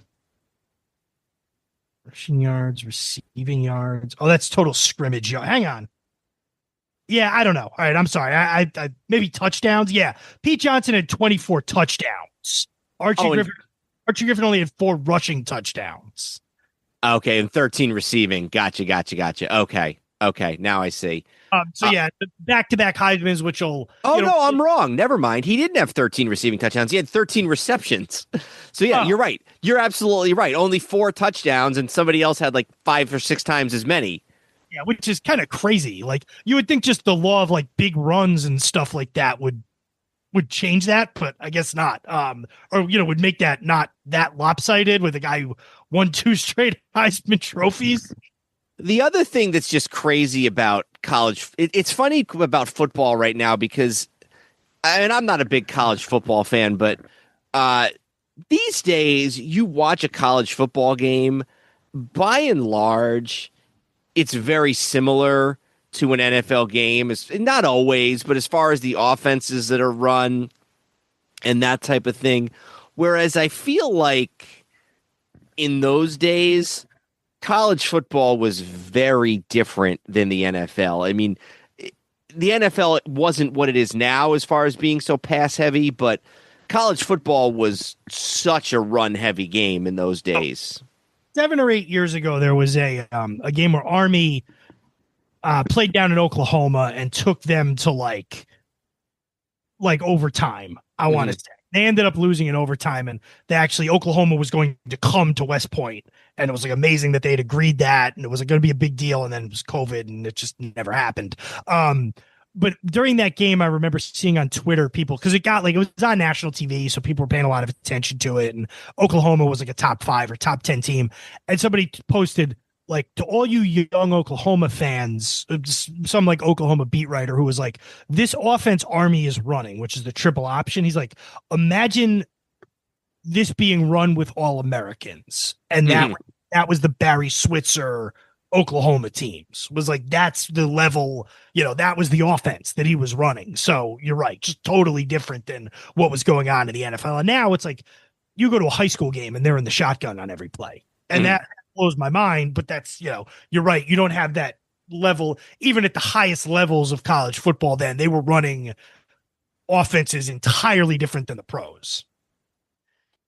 All right, let's close with the NFL season. Kind of got a little bit of all the big teams you'd expect to talk about in 70s football come into play here. The Vikings, the Cowboys, the Steelers, the Raiders. So why don't you want to frame it for us a little bit? Yeah, so 75 season, obviously we're 72, 73 is the Dolphins and their back-to-back championships. 74, the Steelers win their first title ever, and certainly the first of this era. couple of interesting notes on the season and some of the rule changes I just want to pull up real quick here. One of them, I had no idea that this was at any point was a rule. So let me just give you a couple of these things. So major rule changes: penalty for pass interference is reduced from 15 yards to 10 for offense, whatever. I like this. If there are fouls by both teams on the same play, but one results in a player ejection, the penalties will offset, but the player will still be ejected. So I guess if you threw a punch at somebody, swung your helmet at them, but the other team was off sides, just offset, and you didn't get ejected. Like you bit a guy or something. Equipped with wireless microphones, which sounds minor, but actually is a big deal. They were the first sport to do that. And if you watch any game before then, you don't realize how much you missed that. Yeah, I actually was surprised. If you'd asked me, I thought that wouldn't have been till sometime in the 80s. But here's the weirdest one. Major rule change. After a fourth down incomplete pass goes in or through the end zone, the other team will take possession at the previous line of scrimmage. Previously, it resulted in a touchback. So if you threw the ball out of the back of the end zone on fourth down, it was a touchback. Yeah, I mean, I knew that was a rule at some point. 1920. Yeah, I mean, I probably would have thought that went away in like 1946. I didn't think that was still around. That seems like something around the same time as like unlimited substitution, that would have gone away. Yeah. So then the only other thing sort of going into this is I figured the off season, I'd talk about the draft. The Cowboys ended up with the second pick, and I'd like to know how they ended up with the second pick, but we don't have time to figure all that out. Falcons had the first pick. They took Steve Bartkowski from Cal as a quarterback. Cowboys with number 2 ended up drafting Randy White, who would go on to be a big part of the team and a Hall of Famer. The Bears with the 4th pick took Walter Payton. Houston took linebacker Robert Brazile, who I've never heard really of, but he's a Hall of Famer. He's a Hall of Famer, yeah. Russ Francis was taken. I'm not going to go super into this. Chargers took Fred Dean in the second round, who's a Hall of Famer, but Randy White and Walter Payton, certainly the top line names there in the draft. Yeah, but like you said, there's a ton of Hall of Famers and a bunch of Hall of Famers with Brazile, yeah. So it was a good draft, a good time. The leagues had finally consolidated. There was no competition between the NFL and the AFL. So, yeah, it's a very good time for the NFL. And it's the last year before they expand to the 28 teams that we would know for a very long time. One thing, the backdrop to the 75 season, because it does kind of come into play when you think about a team like, especially the Dolphins, is that the World Football League is still going on. Because remember, the Dolphins lost their backfield basically to the World Football League. They lost Zonka, Kick, and Warfield, so 2 future Hall of Famers, and then Jim Kick, who was no slouch himself. They had played in 74. They came back in 75. I like to just read this. The WFL returned with a massive overhaul under new commissioner Christopher Hemmeter. 4 of the inaugural 12 teams returned for the 1974 season. The Hawaiians, Southern California Sun, Philadelphia Bell, and Memphis Southmen, as did the Shreveport Steamer and Charlotte Hornets, who moved from Houston and New York City, respectively, midway through the 74 season.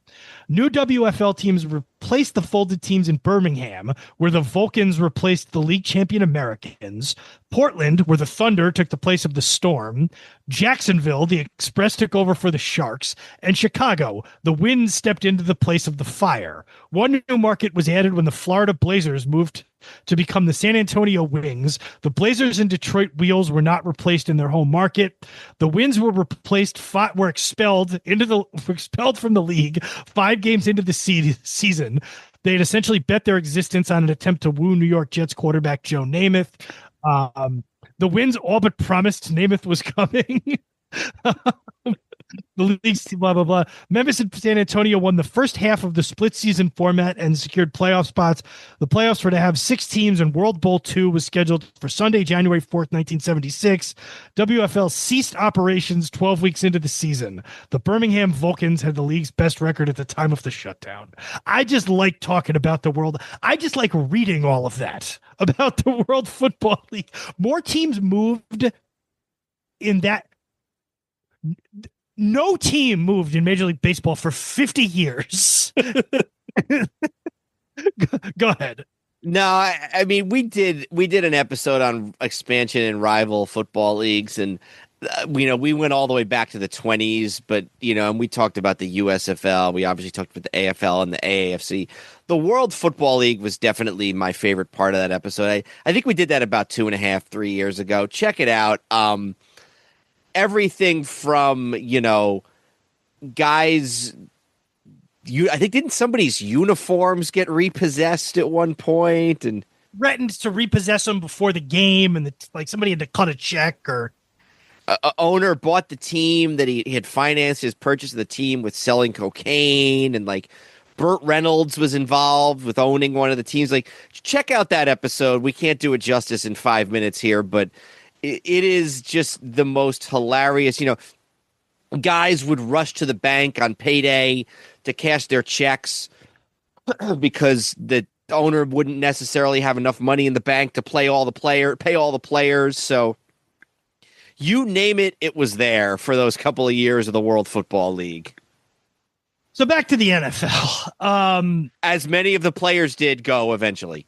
Yeah. So you look at the that was the other thing. I'm sorry, just real quick, back to the WFL. That was the other thing, is that you can look at the list of all the guys who signed with the WFL who were NFL stars but never got to play there because by the time their contract would have been up, the league had gone defunct.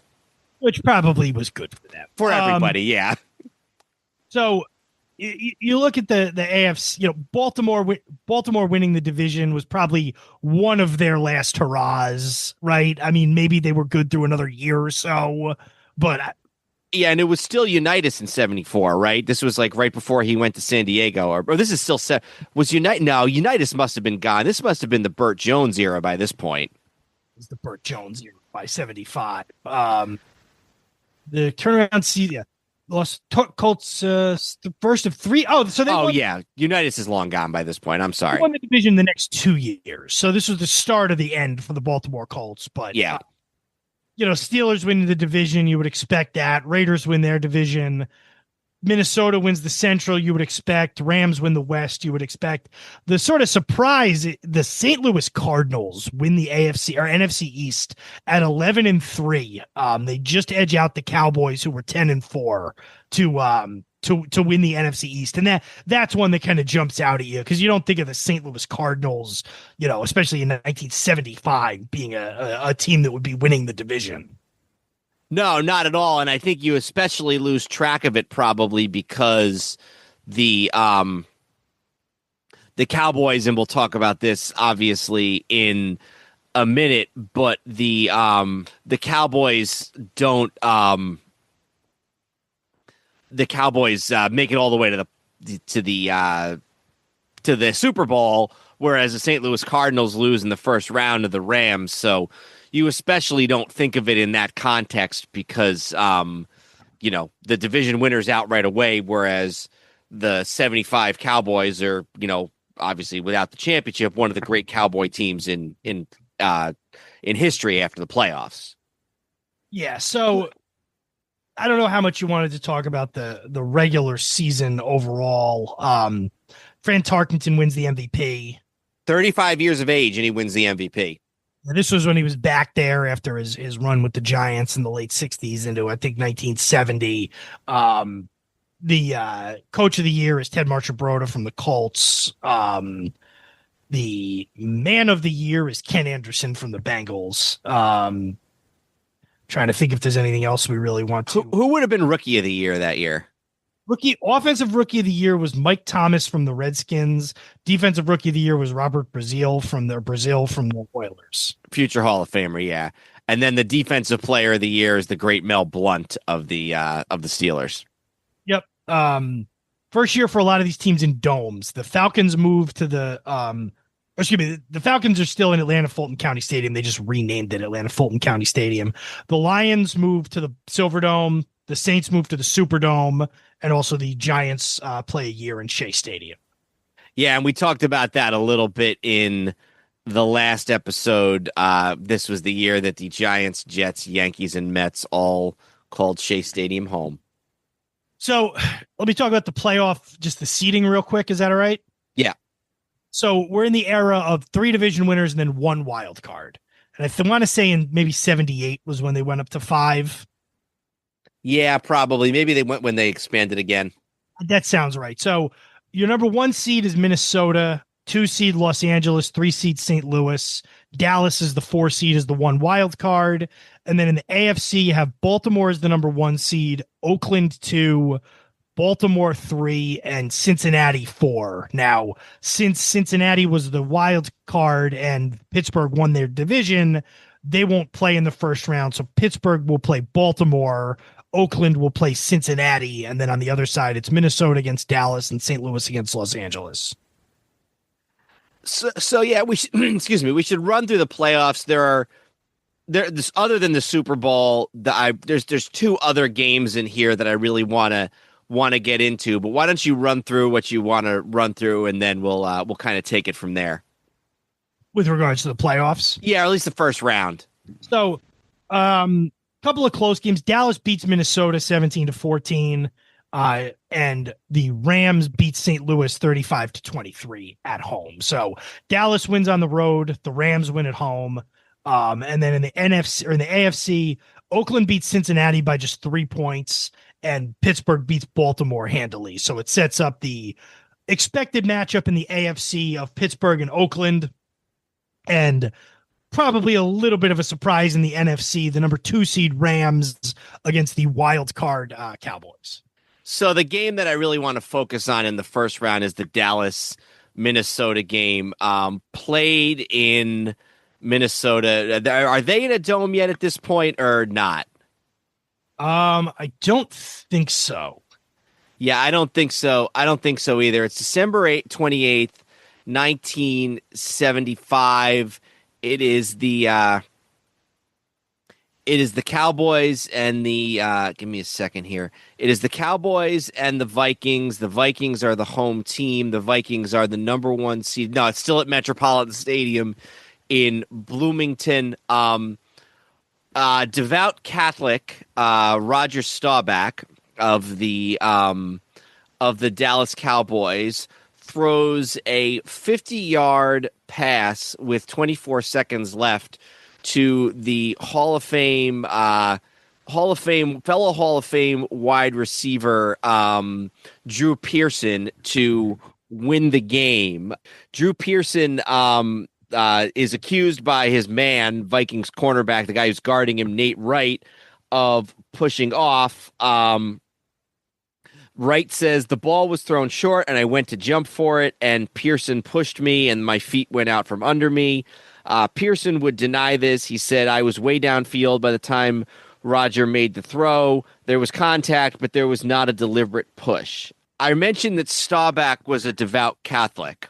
After the game, he says something about what he was doing while the ball was in the air. Do you know what he said he was doing? And I said a Hail Mary, right? I said a Hail Mary, and from this day forward, that has been known as a Hail Mary pass. Go ahead. I just want to mention. Go ahead. I'm sorry. Oh, go ahead. No, this Viking team. I just want to.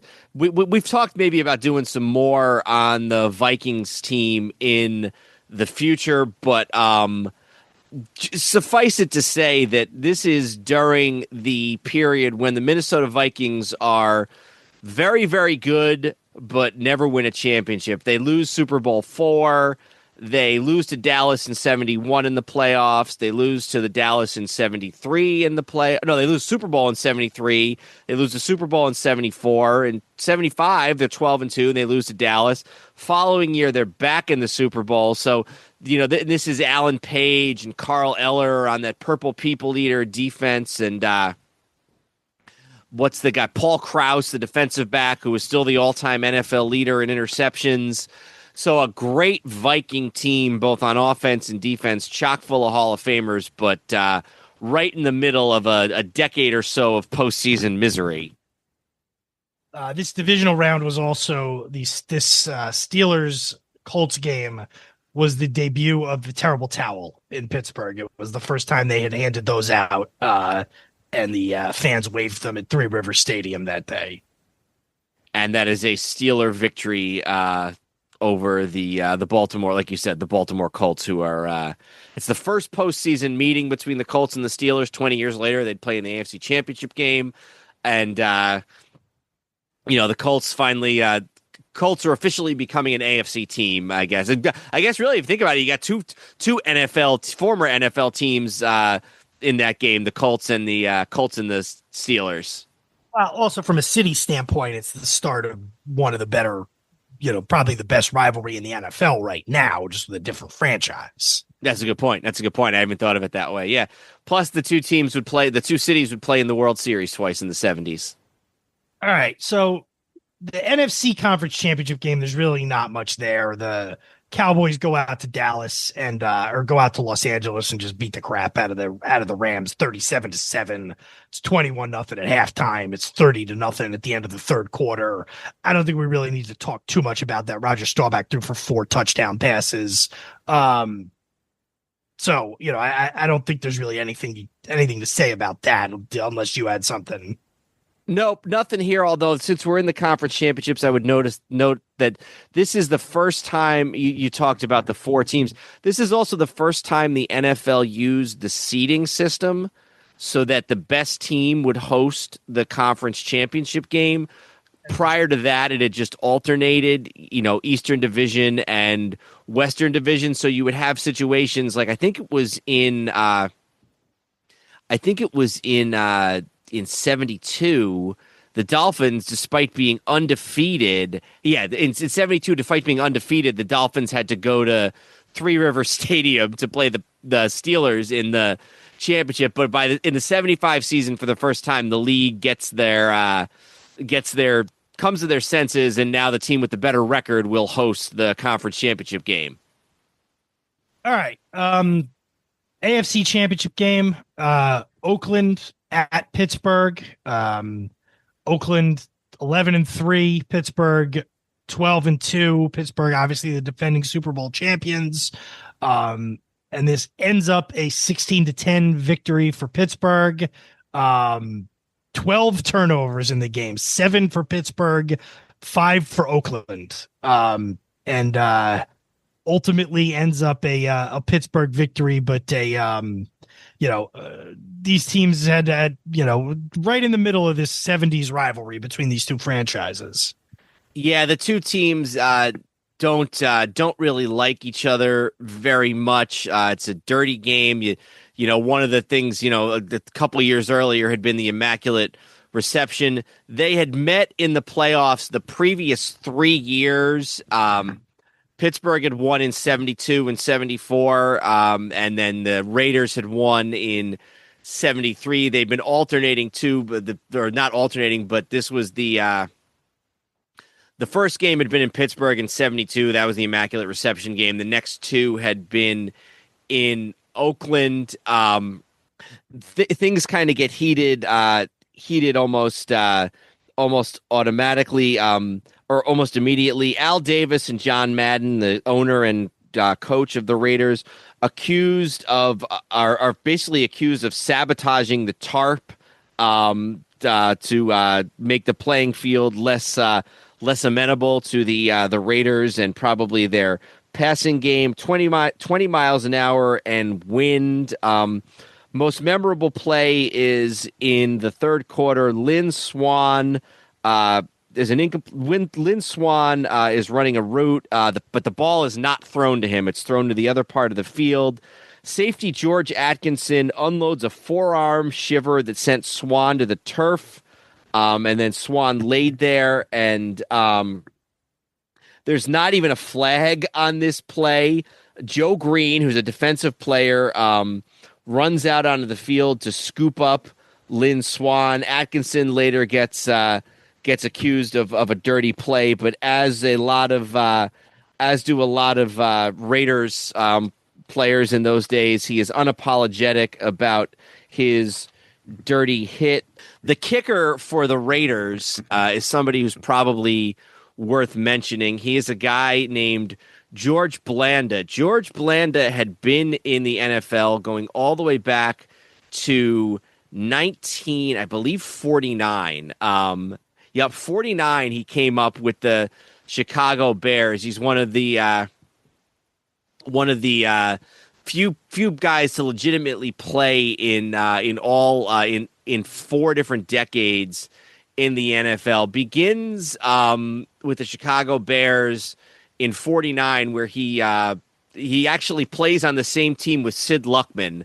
So think about this. In 1975, you've got a guy who was a teammate of Sid Luckman still playing in the NFL. This it is Blanda's last season. He had been a kicker mainly for most of the 70s, but as recently as the early 70s, in his mid 40s, he had thrown a significant number of passes in the AFL, or in the NFL, I should say. In fact, in 1970 at 43, as mostly a kicker, but also a quarterback, an occasional quarterback, he had been finished second in the MVP voting in 1970 behind John Brody. So a 43-year-old part-time quarterback, full-time kicker in 1970 being an MVP runner-up. But by 75, he's almost exclusively a kicker. Late in this Raider-Steeler game, with time running out, Oakland needs a touchdown and a field goal to win. With 18 seconds on the clock, Blanda kicks his longest field goal of the season, 41 yards. That makes the score what will end up being the final score of 16-10. The Raiders actually do recover the onside kick, but they were at it. Kenny Stabler throws a 37-yard pass to Cliff Branch at the 15. 2 Hall of Famers, and Branch is tackled by a third Hall of Famer in Mel Blount before he can get out of bounds, and time runs out. So the Raiders come damn close to pulling off a miracle with an onside kick, a 48-year-old kicker, a Hall of Fame quarterback, and a Hall of Fame receiver, but they fall short, and the Steelers are going to the Super Bowl for the second year in a row. Yeah, I mean, they still would have, they still had to score touchdowns. They would have been, they recovered the onside kick with 9 seconds left. So if they even had any time, they would have had to score on the next play. That's true. They get the one pass, and then they would have been tough to get another playoff. You're right. That brings us to Super Bowl 10, right? Steelers and Cowboys? Correct. All right. So it's the 10th Super Bowl, second straight Super Bowl for the Steelers. Cowboys had been there in 70 and lost, and then they were there in 71 and won. So it's the first time these two teams have met. Orange Bowl, Miami. And I don't know where exactly. Do you want to just, go through the sort of high points of the game, or what do you want to do? Let's just to sort of frame it a little bit. The Steelers are 7-point favorites going into this game. This is one of the great single season defenses in NFL history, and frankly, more than one of these Steelers teams from around this time period is one of the great single season defenses. But there are 8 Pro Bowlers on the starting defense of the 75 Steelers. L.C. Greenwood, Joe Greene on the defensive line, Jack Ham, Jack Lambert, and Andy Russell. So all 3 of the linebackers are Pro Bowlers, and then 3 members of the defensive backfield, Mel Blount, Mike Wagner, and Glenn Edwards. There are just Hall of Famers galore in this game, and I just want to let me list off it's played at the Orange Bowl in Miami. I guess they don't list the Hall of Famers here, but for the Steelers, you got Terry Bradshaw, you got Franco Harris, Mike Webster, both receivers, Swan and Stallworth. You got all those guys on defense, Greene and Ham and Lambert and Blunt. And for Dallas, you got Staubach and Pearson, Tony Dorsett. I think Tony Dorsett might not actually be on this team.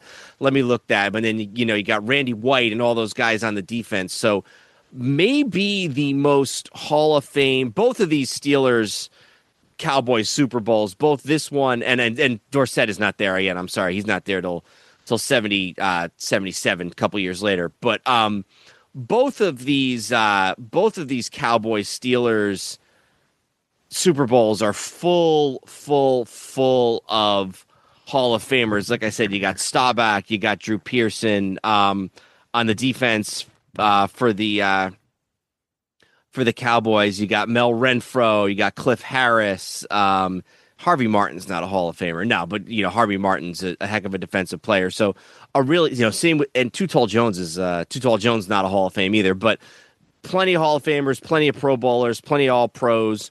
Two Hall of Fame coaches in Chuck Noll and Tom Landry. So a star-studded Super Bowl. Yeah. So Dallas jumps out to an early lead, but then it's tied at 7 at the end of the first quarter. Dallas gets it to start the second quarter. They end up going on a long drive to open the second quarter, but they end up scoring, getting a field goal, and they take a 10-7 lead. Or is that right? 10-7? I think the Cowboys take a 10-7 lead into the the Cowboys take a 10-7 lead into the locker room at halftime. All right, just a couple of highlights of the first half. The Cowboys basically run a first of all, there's trash talk before the game. The Hall of Fame defensive back Cliff Harris sort of remembering the Atkinson hit on Lynn Swann the game before, said, "I'm not going to hurt anyone intentionally, but getting hit again while he's running a pass route must be in the back of Swann's mind. I know it would be in the back of my mind." So he's trying to sort of pre-intimidate Lynn Swann. On the very first play, Preston Pearson, who had actually just signed with the Cowboys that year, had been with Pittsburgh on the Super Bowl team the year before. He's a backup running back and kick returner who signed with Dallas in the offseason. On the very first play, they run a reverse. Pearson reverses the ball around to Hollywood Henderson, and Landry loved the trick plays, and they run one of those on the very opening play. And then I believe this is at the very end. Let me just give me 1 second here. No, we'll get to that in a second. But the Cowboys up 10-7 at the half. All right, so we go into the third quarter. No scoring in the third quarter. There's an interception. JT Thomas intercepts Staubach in the takes it all the way down to the Dallas 25-yard line. Steelers don't get anything. There's another missed field goal for Pittsburgh, 33-yarder. And this one of these missed field goals is when Jack Lambert almost gets thrown out of the game. Jack Lambert, who also at one point kicks his former teammate Preston Pearson on one of Lambert's 14 tackles of the day. He kicks Preston Pearson. Staubach said, "I yelled so many things at Lambert, but that I later thought I would have to go to confession." And one of the refs says, "Roger, I didn't think you talked like that." So both teams are really getting at each other. After one of the missed field goals, Cliff Harris is talking trash to Roy Jarella, who's the Steelers kicker. He says, "Boy, we really needed that." And Lambert sees Harris doing that, and he goes over and throws Lambert to the ground. The ref throws Lambert out of the game. Lambert says, "This is the Super Bowl. You can't throw me out." And so the ref says, "Well, then you just get back in the huddle and be quiet." And so he ends up not actually getting thrown out. That was this that was this kick in the third quarter. So no score in the third. We go into the fourth, 10-7. The Cowboys have to punt early in the fourth quarter, and Reggie Harrison for the Steelers blocks the punt. And the ball goes out of the back of the end zone, so the Cowboys' lead is shrunk to 10-9. Early in the fourth quarter. Steelers obviously get the ball back. The Cowboys hold them, and the Steelers are going to try another field goal, and this time Jarrella actually makes a 36-yarder, and Pittsburgh is ahead for the first time all game with a 12-10 margin.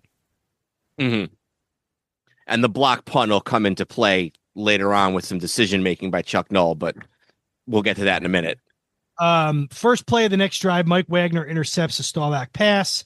Dallas is they're already down to the Dallas 7-yard line. So the drive stalls again for Pittsburgh, even though it only started at the 7-yard line. So Jarrella kicks another field goal. It's 15-10 at this point, so a 5-point lead. We're getting late now. Steelers force the Cowboys to punt. They have the ball at their own 30 with 4:25 left in the game. They run the ball twice, and the Steelers have a 3rd and 4. And rather than run the ball and keep the clock moving or try a safe pass, Bradshaw throws it deep to down to Lynn Swann. Cliff Harris and linebacker D.D. Lewis both blitzed. Bradshaw managed to avoid it, throws the ball just before he is leveled.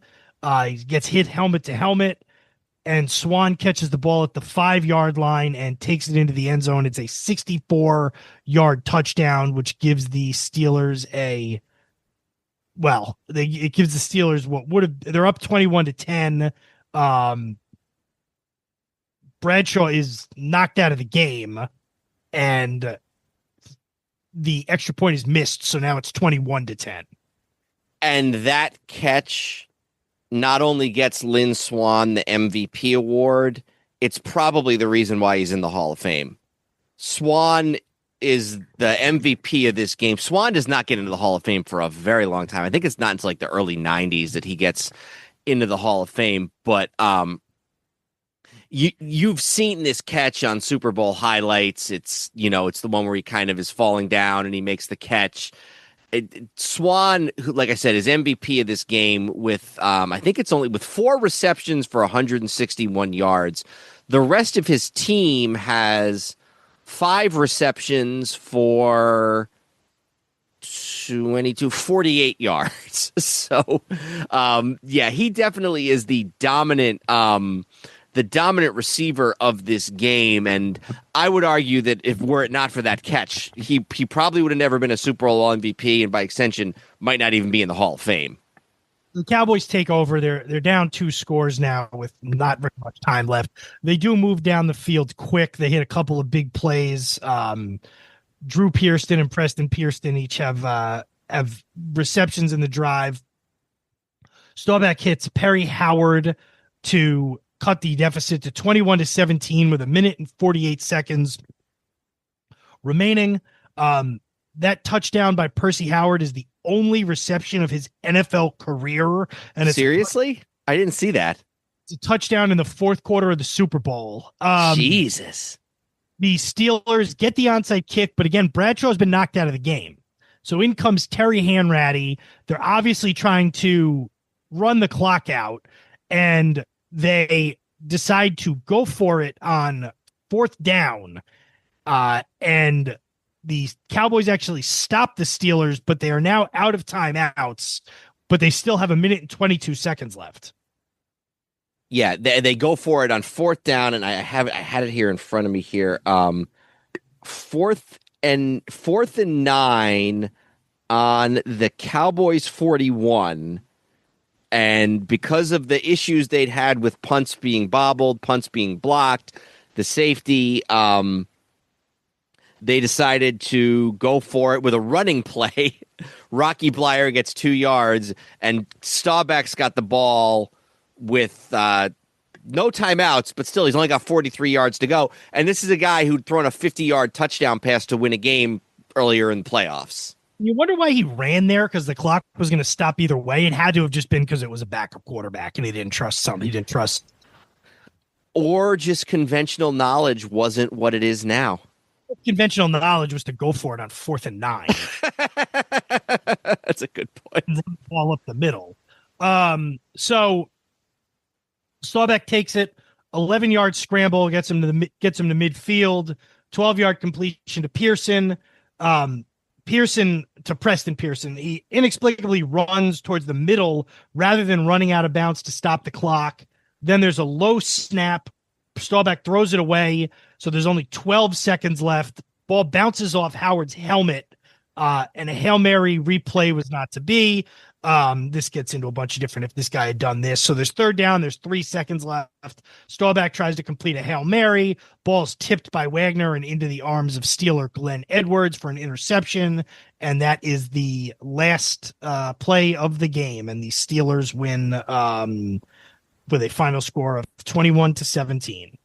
And can you imagine if that same guy whose helmet the ball jumped off of, bounced off of, if Howard, if he had caught that one too, if his only 2 touchdowns had been 2 touchdowns in the Super Bowl, including one to win it. Yeah, exactly. So really kind of like, I guess you'd say the first really good Super Bowl. Well, Super Bowl 5 with Dallas and Baltimore, but that one was so error-ridden and everything. Yeah, certainly the one of the few close ones early, and probably the best played game up to that point. And the 2 teams with largely the same rosters and same coaching staff and everything would have another really good Super Bowl 3 years later. Yeah, that's true, and we'll probably cover it in 3 years. So you're right in the heart of the 70s in the NFL, and it's kind of got everything that a 70s NFL season would have. It's got Steelers Cowboys Super Bowl. It's got dirty plays by the Raiders. It's got the Vikings. It's got, kind of, just a little bit of everything you'd expect in a 70s NFL season, including the Steelers winning. Exactly. So that's 1975. Yeah, we covered it all. Yeah, everything from Jack Lambert to Carlton Fisk to Muhammad Ali to even a little bit of Bruno Sammartino in there. All right, well, we will catch you all soon for another episode, but until then, I'm Dan Newman. I'm Andrew Newman. Goodbye, old sports. This podcast is part of the Sports History Network, your headquarters for the yesteryear of your favorite sport. You can learn more at sportshistorynetwork.com.